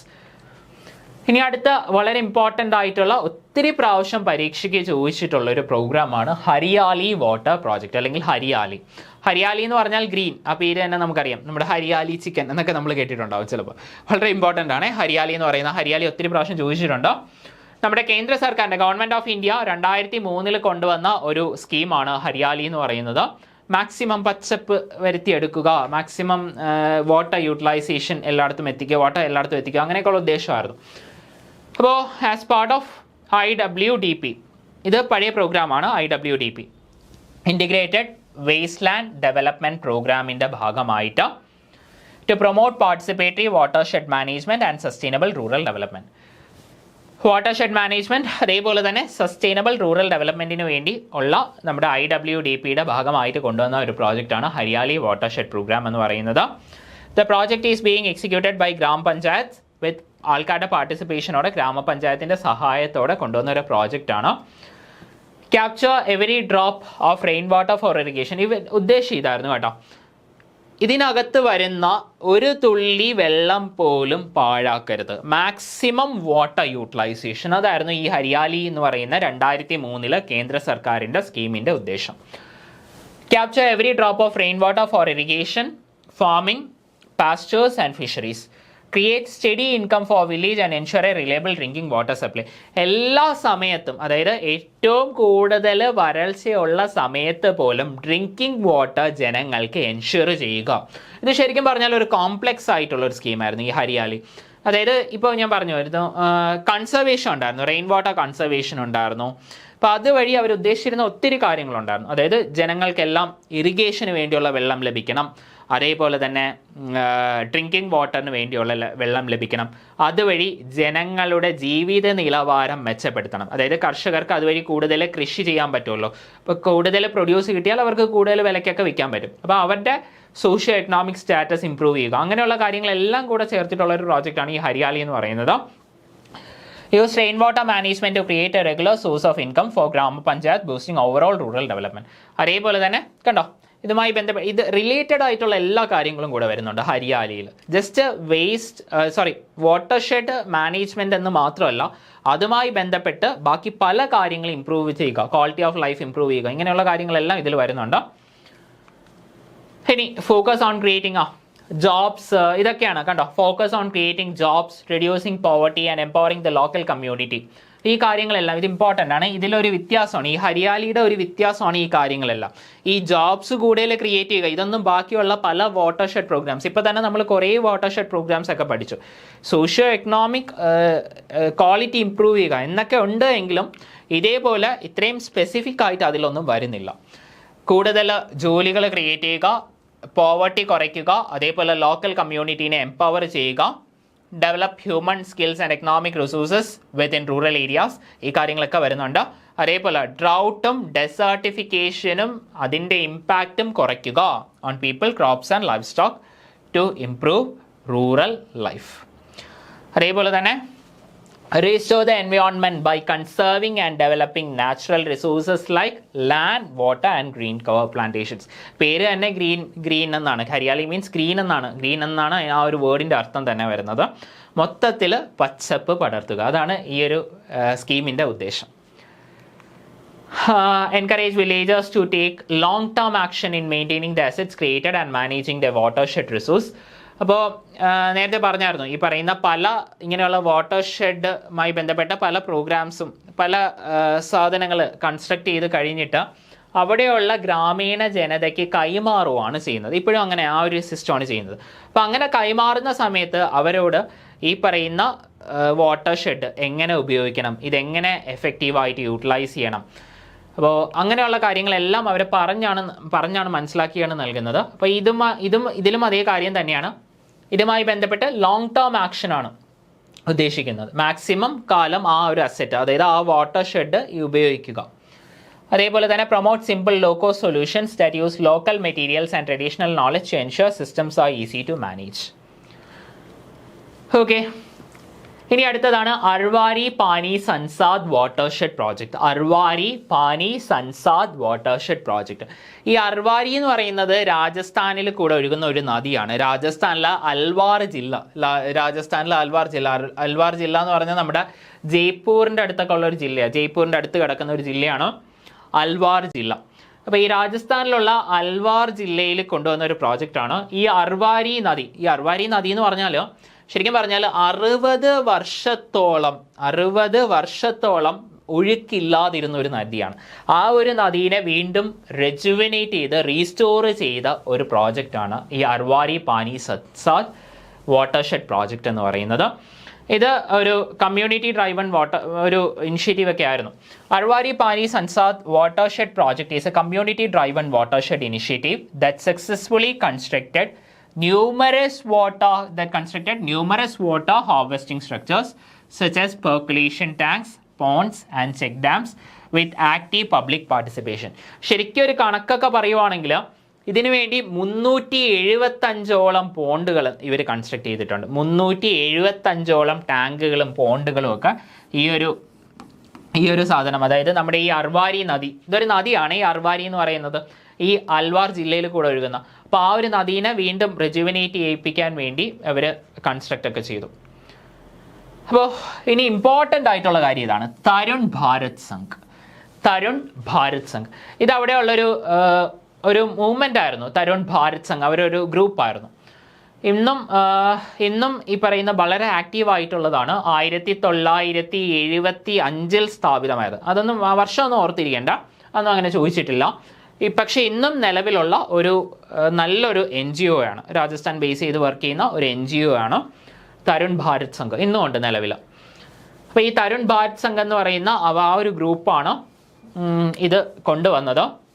ഇവർ നമ്മുടെ ഈ അർവാരി നദി അവരെ traditional and sustainable water conservation മെത്തേഡിൽ കൂടെ വീണ്ടും ഈ ഒരു നദീനെ പുനരുജ്ജീവിപ്പിച്ചെടുത്തു. അപ്പോൾ അതാണ് സംഭവം. അപ്പോൾ തരുൺ ഭാരത് സംഘിനെ പറ്റി പറയുവാണെങ്കിൽ ഒരു കാര്യം കൂടെ പറയാനുണ്ട്. തരുൺ ഭാരത് സംഘ് ഇപ്പം ഇന്ന് നിലവിൽ അത് നോക്കി നടത്തുന്ന വ്യക്തി എന്ന് പറയുന്നത് രാജേന്ദ്ര സിംഗ് എന്ന് പറയുന്ന വ്യക്തിയാണ്. രാജേന്ദ്ര സിംഗ്, അദ്ദേഹത്തിനെയാണ് വാട്ടർ മാൻ ഓഫ് ഇന്ത്യ എന്നറിയപ്പെടുന്ന അദ്ദേഹമാണ് ഇത് ഇന്ന് നിലവിൽ ഈ ഒരു പ്രസ്ഥാനം നോക്കി നടത്തുന്നത്. Water man of India Rajendra Singh എന്നാണ് അദ്ദേഹത്തിൻ്റെ പേര്. അദ്ദേഹമാണ് തരുൺ ഭാരത് സംഘ് ഇന്ന് നോക്കി നടത്തുന്നത്. ഇന്നും വളരെ നല്ല രീതിയിൽ വർക്ക് ചെയ്യുന്ന ഒരു NGO ആണ് തരുൺ ഭാരത് സംഘ്. ഇപ്പോൾ ഈ വാട്ടർ ഷെഡ് മാത്രമല്ല, ഇതുമായി ക്ലൈമറ്റ് ചേഞ്ച്, അതേപോലെ തന്നെ എൻവയോൺമെൻറ്റുമായി ബന്ധപ്പെട്ട കാര്യങ്ങൾ, ഈ ക്ലൈമറ്റ് ചേഞ്ചിനെ മിറ്റിഗേറ്റ് ചെയ്യാൻ വേണ്ടിയുള്ള കാര്യങ്ങൾ, ഈ ഒരു കാര്യങ്ങളൊക്കെ ഇതിനൊക്കെ വേണ്ടി ശബ്ദമുയർത്തുന്ന, ഇതിനൊക്കെ വേണ്ടി പല കാര്യങ്ങളും ചെയ്യുന്ന ഒരു സംഘമാണ് തരുൺ ഭാരത് സംഘ്. ശരിക്കും പറഞ്ഞാൽ ഈ അർവാരി നദി മാത്രമല്ല, ഈ പറയുന്ന അർവാരി നദി മാത്രമല്ല, പല നദികളും ഇവർ റെജുനേറ്റ് ചെയ്യിപ്പിച്ചിട്ടുണ്ട്. പല നദികളും ഇവർ ഇതേപോലെ വീണ്ടും പുനഃസ്ഥാപിച്ച് എടുത്തിട്ടുണ്ട് തരുൺ ഭാരത് സംഘ്. ഇനി അടുത്തതാണ് നേരു മീരു വാട്ടർഷെഡ് പ്രോജക്റ്റ്. നേരു മീരു നല്ല പേരല്ലേ, നേരു മീരു, അതായത് വെള്ളവും വാട്ടർ ആൻഡ് യു എന്നൊക്കെയാണ് അതിൻ്റെ മീനിങ് പേര്. നമ്മുടെ ആന്ധ്രാപ്രദേശ് സർക്കാർ കൊണ്ടുവന്ന ഒരു പ്രോജക്റ്റാണിത്. വാട്ടർഷെഡ് പ്രോജക്റ്റ് തന്നെയായിരുന്നു. Neeru Meeru watershed project as a pioneering water conservation and watershed management initiative launched by government of Andhra Pradesh on May 1st, 2000. Important ആണ് ഈ ഒരു ഡേറ്റ്. 2000 May 1 ഇത് കൊണ്ടുവരുന്നത്. Neeru Meeru means water and you. The initiative focuses on overcoming man-made drought and water shortage in the state by convergence of efforts of various departments at the state, district and sub-district levels for water conservation. അപ്പോൾ നമ്മുടെ സംസ്ഥാനത്തിനകത്തുള്ള water scarcity കുറയ്ക്കാൻ വേണ്ടിയും അതേപോലെ തന്നെ വാട്ടറിൻ്റെ effective യൂട്ടിലൈസേഷനും വേണ്ടി ഈ പറയുന്ന സബ് ഡിസ്ട്രിക്ട് ലെവൽ തൊട്ടുള്ള പ്രദേശങ്ങൾ അല്ലെങ്കിൽ ആ ഒരു ലെവൽ മുതലുള്ള ഒരു ഏകീകരണത്തോടെ കൊണ്ടുവന്ന ഒരു പ്രോജക്റ്റാണ് നേരു മീരു പ്രോജക്റ്റ്. 2000 വന്നതാണ്. ഒത്തിരി പ്രാവശ്യം ചോദിച്ചിട്ടുണ്ട് കേട്ടോ ഈ നേരു മീരു പ്രോജക്റ്റ്. കൂടുതൽ അതിനെപ്പറ്റി ചോദിച്ചിട്ടുള്ളത് അതിൻ്റെ വർഷവും അതേപോലെ തന്നെ ഏത് സർക്കാരാണ് കൊണ്ടുവന്നത്, ഈ ഗവൺമെൻറ് ഓഫ് ആന്ധ്രാപ്രദേശ്, അതേപോലെ തന്നെ ഏത് സംസ്ഥാനത്തിനകത്താണ് കൊണ്ടുവന്നത്, ഏത് സംസ്ഥാനത്തിലാണ് അത് ഇംപ്ലിമെൻറ്റ് ചെയ്തത്, അങ്ങനെയും ചോദിച്ചിട്ടുണ്ട്. ഇനി അടുത്തതാണ് ജൽ ക്രാന്തി അഭിയാൻ. ഇമ്പോർട്ടൻ്റ് ആണ് ജൽ ക്രാന്തി അഭിയാൻ. നമ്മുടെ 2015-2016 കാലഘട്ടങ്ങളിൽ നമ്മുടെ ministry of water resource, river development and Ganga rejuvenation implement ചെയ്ത് അല്ലെങ്കിൽ അവർ ഇനിഷ്യേറ്റ് ചെയ്ത് കൊണ്ടുവന്ന ഒരു പ്രോജക്റ്റാണ് Jal Kranti Abhiyan. To ensure water security and raise mass awareness. June 2015 രാജസ്ഥാനിൽ ഇത് ഇനോഗ്രേറ്റ് ചെയ്തത്. അപ്പോൾ ഇതിൻ്റെ ഒരു പ്രത്യേകത എന്ന് പറഞ്ഞാൽ എല്ലാ ജില്ലകളിലും വില്ലേജിലെ എല്ലാ ജില്ലകളിലെയും ഒരു വില്ലേജിനെ തിരഞ്ഞെടുക്കും. എല്ലാ ജില്ലകളിലെയും ഒരു വില്ലേജിനെ തിരഞ്ഞെടുത്ത് ആ ഒരു വില്ലേജിനെ ജലഗ്രാമമാക്കും. എല്ലാ ജില്ലകളിൽ നിന്നും ഒരു വില്ലേജിനെ തിരഞ്ഞെടുത്ത് ആ ഒരു വില്ലേജിന് ജലഗ്രാമം എന്ന് പറയുന്ന ഒരു സ്റ്റാറ്റസ് നൽകും. എന്നിട്ട് അവിടെ ഈ പറയുന്ന വാട്ടർ കൺസർവേഷൻ്റെ കാര്യങ്ങൾ ചെയ്ത് അവിടുത്തെ വാട്ടർ സ്റ്റാറ്റസ് കണ്ടിന്യൂസ് ആയിട്ട് മോണിറ്റർ ചെയ്യും. അതായത് എത്രത്തോളം വെള്ളം അവർ യൂട്ടിലൈസ് ചെയ്യുന്നുണ്ട്, എത്രത്തോളം വെള്ളം ഉപയോഗിക്കുന്നുണ്ട്, അത് എഫക്റ്റീവ് ആയിട്ടാണോ ഉപയോഗിക്കുന്നത്, ഗ്രൗണ്ട് വാട്ടർ ലെവൽ പോലെയുള്ള കാര്യങ്ങൾ കണ്ടിന്യൂസ് ആയിട്ട് മോണിറ്റർ ചെയ്യും. അപ്പോൾ ഇങ്ങനെ അതായത് ഈ ജലഗ്രാമത്തിൽ ആ ഒരു വില്ലേജിൽ അപ്പോൾ ആ ഒരു സംഭവമാണ് ഈ ജൽക്രാന്തി അഭിയാൻ എലക്റ്റഡ്. അതേപോലെ തന്നെ ഈ പറയുന്ന ഈ വില്ലേജിൽ നിന്ന് ജൽമിത്ര അല്ലെങ്കിൽ നീർനാരി എന്നുള്ള പേരിൽ ഒരാളെ തിരഞ്ഞെടുക്കും. അദ്ദേഹം ഒരു റെപ്രസെൻറ്റേറ്റീവ് ആയിട്ടാണ് ഇതുമായിട്ട് ബന്ധപ്പെട്ട കാര്യങ്ങളെല്ലാം മോണിറ്റർ ചെയ്യാൻ വേണ്ടി ഒരു റെപ്രസെൻറ്റേറ്റീവ് ആയിട്ട്. പിന്നെ അതേപോലെ തന്നെ സുജലം കാർഡുണ്ട്. സുജലം കാർഡ് എന്ന് പറയുന്നത് എത്ര വെള്ളം ഈ പറയുന്ന സേവ് ചെയ്തു, എത്ര വെള്ളം ഉപയോഗിച്ചു, അല്ലെങ്കിൽ എത്ര വെള്ളം നിർമ്മിച്ചു എന്നൊക്കെയാണ്, അല്ലെങ്കിൽ എത്ര വാട്ടർ പ്രൊഡ്യൂസ് ചെയ്തു എന്നൊക്കെ ഉള്ള ഒരു കാർഡ് ആ ഒരു സംഭവം കൂടെ ഉണ്ടായിരുന്നു. It's prepared for every Jalgram to track water status. നമ്മൾ പറഞ്ഞല്ലോ വാട്ടർ സ്റ്റാറ്റസ് ട്രാക്ക് ചെയ്യാൻ വേണ്ടിയുള്ള ഒരു പ്രോജക്റ്റ് ആയിരുന്നു ഇത്. ഇനി അടുത്തതാണ് അടൽ ഭൂജൽ യോജന. നമ്മുടെ അടൽ ബിഹാരി വാജ്പേയിയുടെ ഒരു മെമ്മറി അല്ലെങ്കിൽ അദ്ദേഹത്തിൻ്റെ ഒരു ഓർമ്മയ്ക്കാണ് ആ പേരിട്ടത്. പക്ഷെ നമ്മുടെ നമ്മുടെ 2019 നരേന്ദ്രമോദി സർക്കാരിൻ്റെ കാലത്താണ് ഈ ഒരു പ്രോജക്റ്റ് വരുന്നത്. അപ്പോൾ ഇതിൻ്റെ എയിം എന്ന് പറയുന്ന sustainable ground water management in 7 water stressed States. ഈ ഒരു കാര്യം ഓർത്ത് വെച്ചോളുക. ഇത് ഇന്ത്യ മൊത്തം ആയിരുന്നില്ല. ഏറ്റവും കൂടുതൽ ജലദൗർലഭ്യം അനുഭവിക്കുന്ന 7 സംസ്ഥാനങ്ങളിൽ കൊണ്ടുവന്ന ഒരു പ്രോജക്റ്റാണ് അടൽ ഭൂജൽ യോജന എന്ന് പറയുന്നത്. launched by Prime Minister Narendra Modi on December 25, 2009 with the support from World Bank. ഇങ്ങനെ വളരെ കുറച്ച് പ്രോജക്ട്സിന് മാത്രമേ വേൾഡ് ബാങ്കിൽ നിന്ന് സപ്പോർട്ട് കിട്ടിയിട്ടുള്ളൂ. അപ്പോൾ നമ്മൾ നേരത്തെ പറഞ്ഞായിരുന്നു 1-2 പ്രോജക്ട്സിൻ്റെ കാര്യം പറഞ്ഞിട്ടുണ്ടായിരുന്നു. വേൾഡ് ബാങ്ക് അതേപോലെ തന്നെ ഫോർമുലേറ്റഡ് ബൈ മിനിസ്ട്രി ഓഫ് ജൽശക്തിയാണ്. ഇത് 2019 കണ്ടോ, നമ്മൾ ബാക്കിയുള്ള സ്ഥലങ്ങളിലൊക്കെ മിനിസ്ട്രി ഓഫ് വാട്ടർ റിസോഴ്സ് എന്നാണ് എഴുതിയിരുന്നത്. കാരണം ഈ PMKSY ഒക്കെ വരുന്ന സമയത്ത് അത് 2015 കൊണ്ടുവന്നത്. പക്ഷേ 2019 ഡിസംബർ 25 വന്ന സമയത്ത് അത് is formulated by ministry of ജൽശക്തിയാണ് നിലവിലുള്ളത്. 2019 മുതൽ മിനിസ്ട്രി ഓഫ് ജൽശക്തിയാണ്. അപ്പോൾ ഏകദേശം 6,000 കോടി രൂപ ചെലവിട്ട് കൊണ്ടുവന്ന ഒരു പ്രോജക്റ്റാണ്. ഇതിൽ പകുതി ഗവൺമെൻറ് ഓഫ് ഇന്ത്യയും അതേപോലെ തന്നെ പകുതി വേൾഡ് ബാങ്കും. The Adal Bhujal Yojana is a flagship initiative of the Government of India launched to address the critical issue of groundwater depletion in water-stressed regions. നമ്മുടെ അടൽ ബിഹാരി വാജ്പേയി, നമ്മുടെ മുൻ പ്രധാനമന്ത്രിയായ അടൽ ബിഹാരി വാജ്പേയി, അദ്ദേഹത്തിൻ്റെ 95ാമത്തെ വാർഷിക ദിവസമാണ് ഈ ഒരു പ്രോജക്റ്റ് ലോഞ്ച് ചെയ്തത്. It focuses on sustainable groundwater management through community participation and demand-sided interventions. ഇനി അടുത്തതാണ് റാലേഖാൻ സിറ്റി. ഇത് ഇമ്പോർട്ടൻ്റ് ആണ്, പല പ്രാവശ്യം ചോദിച്ചിട്ടുണ്ട്. മഹാരാഷ്ട്രയിലുള്ള അഹമ്മദ് നഗറിലുള്ള ഒരു സ്ഥലമാണ് നമ്മുടെ റാലേഖാൻ സിറ്റി എന്ന് പറയുന്നത്. ഇവിടുത്തെ പ്രത്യേകത എന്ന് പറഞ്ഞാൽ ഈ വാട്ടർഷെഡ് ഡെവലപ്മെൻറ്റിൻ്റെ ഒരു മോഡൽ വില്ലേജ് ആയിട്ട് നമുക്ക് കണക്കാക്കാൻ പറ്റുന്ന ഒരു സ്ഥലമാണ് റാലേഖാൻ സിറ്റി. നമ്മൾ നേരത്തെ തരുൺ ഭാരത് സംഘിനെ പറ്റി പറഞ്ഞായിരുന്നല്ലോ. അപ്പോൾ അതേപോലെ ഒരു സംഭവമാണ് ഈ തരുൺ ഭാരത് സംഘം. നമ്മുടെ രാജസ്ഥാനിലെ അൽവാർ ജില്ലയുടെ ഭാഗമായിട്ട് ഈ അർവാരി ആ ഒരു നദിയുടെ റീജനറേഷൻ അല്ലെങ്കിൽ റെജുവിനേഷൻ ഒക്കെയാണ് പറഞ്ഞത്. അപ്പോൾ അതേപോലെ ഒരു ഗ്രൂപ്പ് ഇവിടെയുണ്ട്. തരുൺ മണ്ഡൽ എന്നാണ് അതിൻ്റെ പേര്, തരുൺ മണ്ഡൽ. അവിടുത്തെ ഒരു ലോക്കൽ ആയിട്ടുള്ള ഒരു ഗ്രൂപ്പാണ്. ഇവർ ശരിക്കും വാട്ടർ ഷെഡ് മാത്രമായിരുന്നില്ല, വാട്ടർ ഷെഡ് അല്ലെങ്കിൽ എൻവയോൺമെൻറ്റ് മാത്രമല്ല, ആ നാട്ടിൽ നടക്കുന്ന എല്ലാ കൊള്ളരുതായ്മയ്ക്കും എതിരെ ശബ്ദമുയർത്തി അതെല്ലാം ഇല്ലാണ്ടാക്കാൻ ശ്രമിച്ച ഒരു ഗ്രൂപ്പായിരുന്നു തരുൺ മണ്ഡൽ. അപ്പോൾ അവർക്ക് കുറേ കാര്യങ്ങൾ അവർ ചെയ്യുന്നുണ്ടായിരുന്നു. Led efforts against dowry, caste discrimination, alcohol. അതിൻ്റെ കൂടെ തന്നെ അവർ ഈ വാട്ടർ കൺസർവേഷൻ വേണ്ടിയുള്ള കാര്യങ്ങളും ഉണ്ടായിരുന്നു. അപ്പോൾ റാലേഖാൻ സിറ്റി. ഇനി വാട്ടർ ഷെഡ് മാനേജ്മെൻറ്റിൻ്റെ 3 ഫേസുകളാണ്. നമ്മൾ പറഞ്ഞായിരുന്നു ഏകദേശം ഒരു വാട്ടർ ഷെഡ് മാനേജ്മെൻറ്റിൻ്റെ കാലഘട്ടം എന്ന് പറയുന്നത് 4 തൊട്ട് 7 വർഷം വരെയാണ്. 3 ഫേസുകളാണുള്ളത്. ഏറ്റവും തുടക്കത്തിലുള്ള ഒരു പ്രിപ്പറേഷൻ സ്റ്റേജ് അല്ലെങ്കിൽ പ്രിപ്പറേറ്ററി സ്റ്റേജ്. അതിനുശേഷം ഈ പറയുന്ന വലിയ വലിയ കൺസ്ട്രക്ഷൻസ് ഒക്കെ കൺസ്ട്രക്റ്റ് ചെയ്യുന്ന ഒരു സ്റ്റേജ്. പിന്നെ ഇതെല്ലാം കൈമാറി ലോക്കൽ കമ്മ്യൂണിറ്റിക്ക് നൽകുന്ന 3ാമത്തെ സ്റ്റേജ്. ആദ്യത്തെ സ്റ്റേജ് 1 തൊട്ട് 2 വർഷം വരെയും, രണ്ടാമത്തെ സ്റ്റേജ് 2 തൊട്ട് 3 വർഷം വരെയും, മൂന്നാമത്തെ സ്റ്റേജ് 1 തൊട്ട് 2 വർഷം വരെയും നീണ്ടു നിൽക്കാറുണ്ട്. അപ്പോൾ ഈ 3 സ്റ്റേജും ഇമ്പോർട്ടൻ്റ് ആണ്. അപ്പോൾ ഈ പറയുന്ന 3 സ്റ്റേജ് നമുക്ക് ഡീറ്റെയിൽ ആയിട്ട് നോക്കാം. ഇപ്പോൾ വാട്ടർഷെഡ് മാനേജ്മെൻറ്റിൻ്റെ 3 ഫേസസ്, ഏകദേശം 4 തൊട്ട് 7 വർഷം വരെയാണ് ഇതിൻ്റെ ഒരു കാലഘട്ടം എന്ന് പറയുന്നത്. ആദ്യത്തെ സ്റ്റേജ് അല്ലെങ്കിൽ ആദ്യത്തെ ഫേസ് എന്ന് പറയുന്നത് പ്രിപ്പറേറ്ററി ഫേസ് ആണ്. 1 തൊട്ട് 2 വർഷം വരെയാണ് അതിൻ്റെ ഒരു കാലഘട്ടം.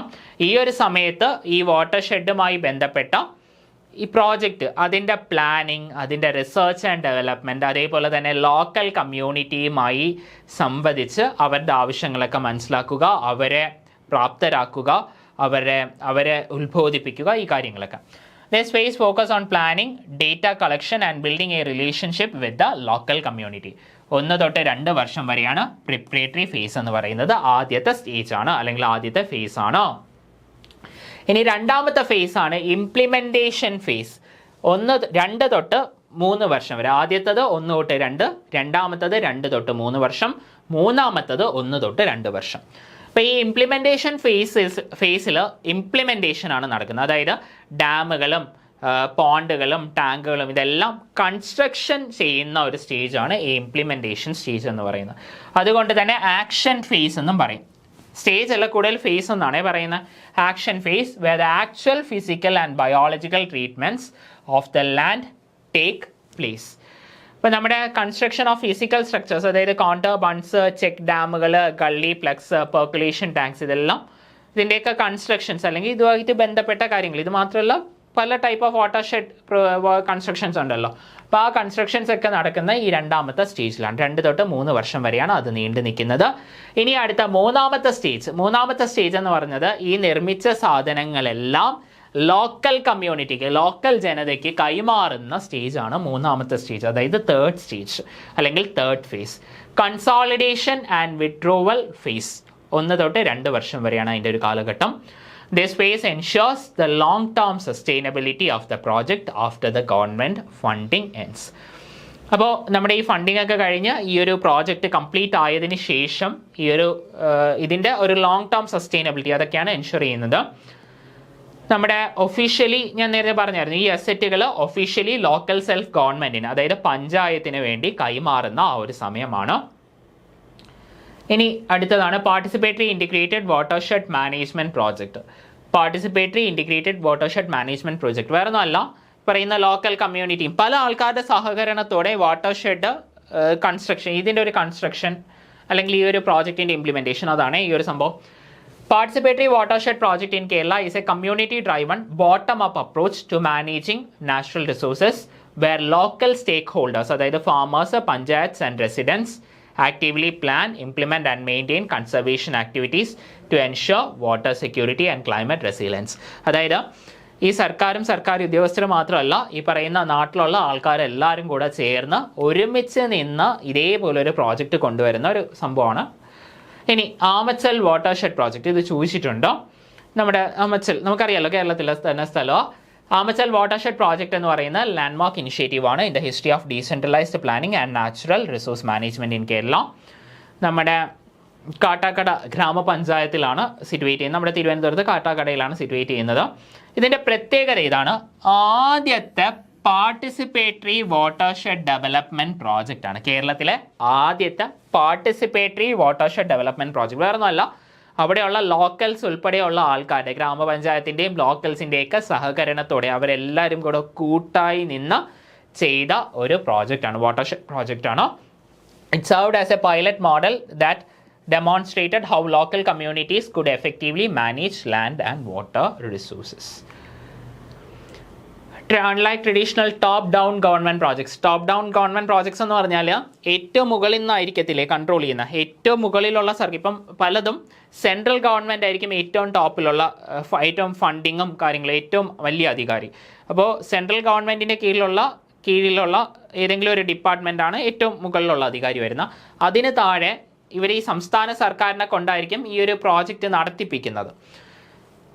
ആ ഒരു രീതിയായിരിക്കും. അതിന് അതേപോലെ തന്നെ ലോക്കൽ ബോഡി അല്ലെങ്കിൽ ഡിസ്ട്രിക്ട് അഡ്മിനിസ്ട്രേഷന് കുറേ അധികാരം കാണും, മേൽനോട്ടം അങ്ങനെയൊക്കെ കാണും. പക്ഷേ ഇവിടെ അങ്ങനെ ആയിരുന്നില്ല. ഇവിടെ ശരിക്കും പറഞ്ഞാൽ ലോക്കൽ കമ്മ്യൂണിറ്റി തന്നെയായിരുന്നു എല്ലാ സ്റ്റേജുകളിലും, അതേപോലെ തന്നെ എല്ലാ കാര്യങ്ങളും അവർക്ക് തന്നെയായിരുന്നു അധികാരം. Top down government projects, how much will involve the local community in every stage, from planning and identifying problems like soil erosion and water scarcity to implementing and maintaining the structures. അതായത് തുടക്കം മുതലുള്ള കാര്യങ്ങൾ ഇവർ തന്നെയായിരുന്നു. ബാക്കിയുള്ള watershed പ്രോജക്ട്സിലൊക്കെ പലപ്പോഴും സർക്കാർ എല്ലാ ഫേസസും കഴിഞ്ഞ് ലാസ്റ്റ് ഈ ലോക്കൽ കമ്മ്യൂണിറ്റിക്ക് ഹാൻഡ് ഓവർ ചെയ്യുന്നതാണ്. അപ്പോൾ അതിനെയാണ് ഈ ടോപ്പ് ഡൗൺ അപ്രോച്ച് എന്ന് പറയുന്നത്. ഒട്ടുമിക്ക കാര്യങ്ങളും ടോപ്പ് ഡൗൺ അപ്രോച്ച് ആയിട്ട് തന്നെ വരുന്നത്. ലോക്കൽ കമ്മ്യൂണിറ്റിക്ക് മുകളിൽ ഡിസ്ട്രിക്ട് അഡ്മിനിസ്ട്രേഷന് മുകളിൽ ഗവൺമെൻറ് ഓഫ് കേരളയ്ക്ക് മുകളിൽ ഗവൺമെൻറ് ഓഫ് ഇന്ത്യ, ആ ഒരു രീതിയിലുള്ള രീതിയാണ് ബാക്കിയുള്ള പ്രോജക്ട്സ്. ഒട്ടുമിക്ക പ്രോജക്ട്സും പ്രോഗ്രാംസിലൊക്കെ ഈ ഒരു രീതിയാണ്. പക്ഷേ ഇതങ്ങനെ ആയിരുന്നില്ല. അപ്പോൾ ഇത്രയും കാര്യങ്ങളാണ് നമുക്ക് വാട്ടർഷെഡ് മാനേജ്മെൻറ്റ് എന്ന ടോപ്പിക്കിനകത്ത് പഠിക്കാനുള്ളത്. വളരെ നന്നായിട്ട് പഠിക്കുക. നമുക്ക് വളരെ എളുപ്പം മാർക്ക് മേടിക്കാൻ പറ്റുന്ന ഒരു ടോപ്പിക്കാണ്.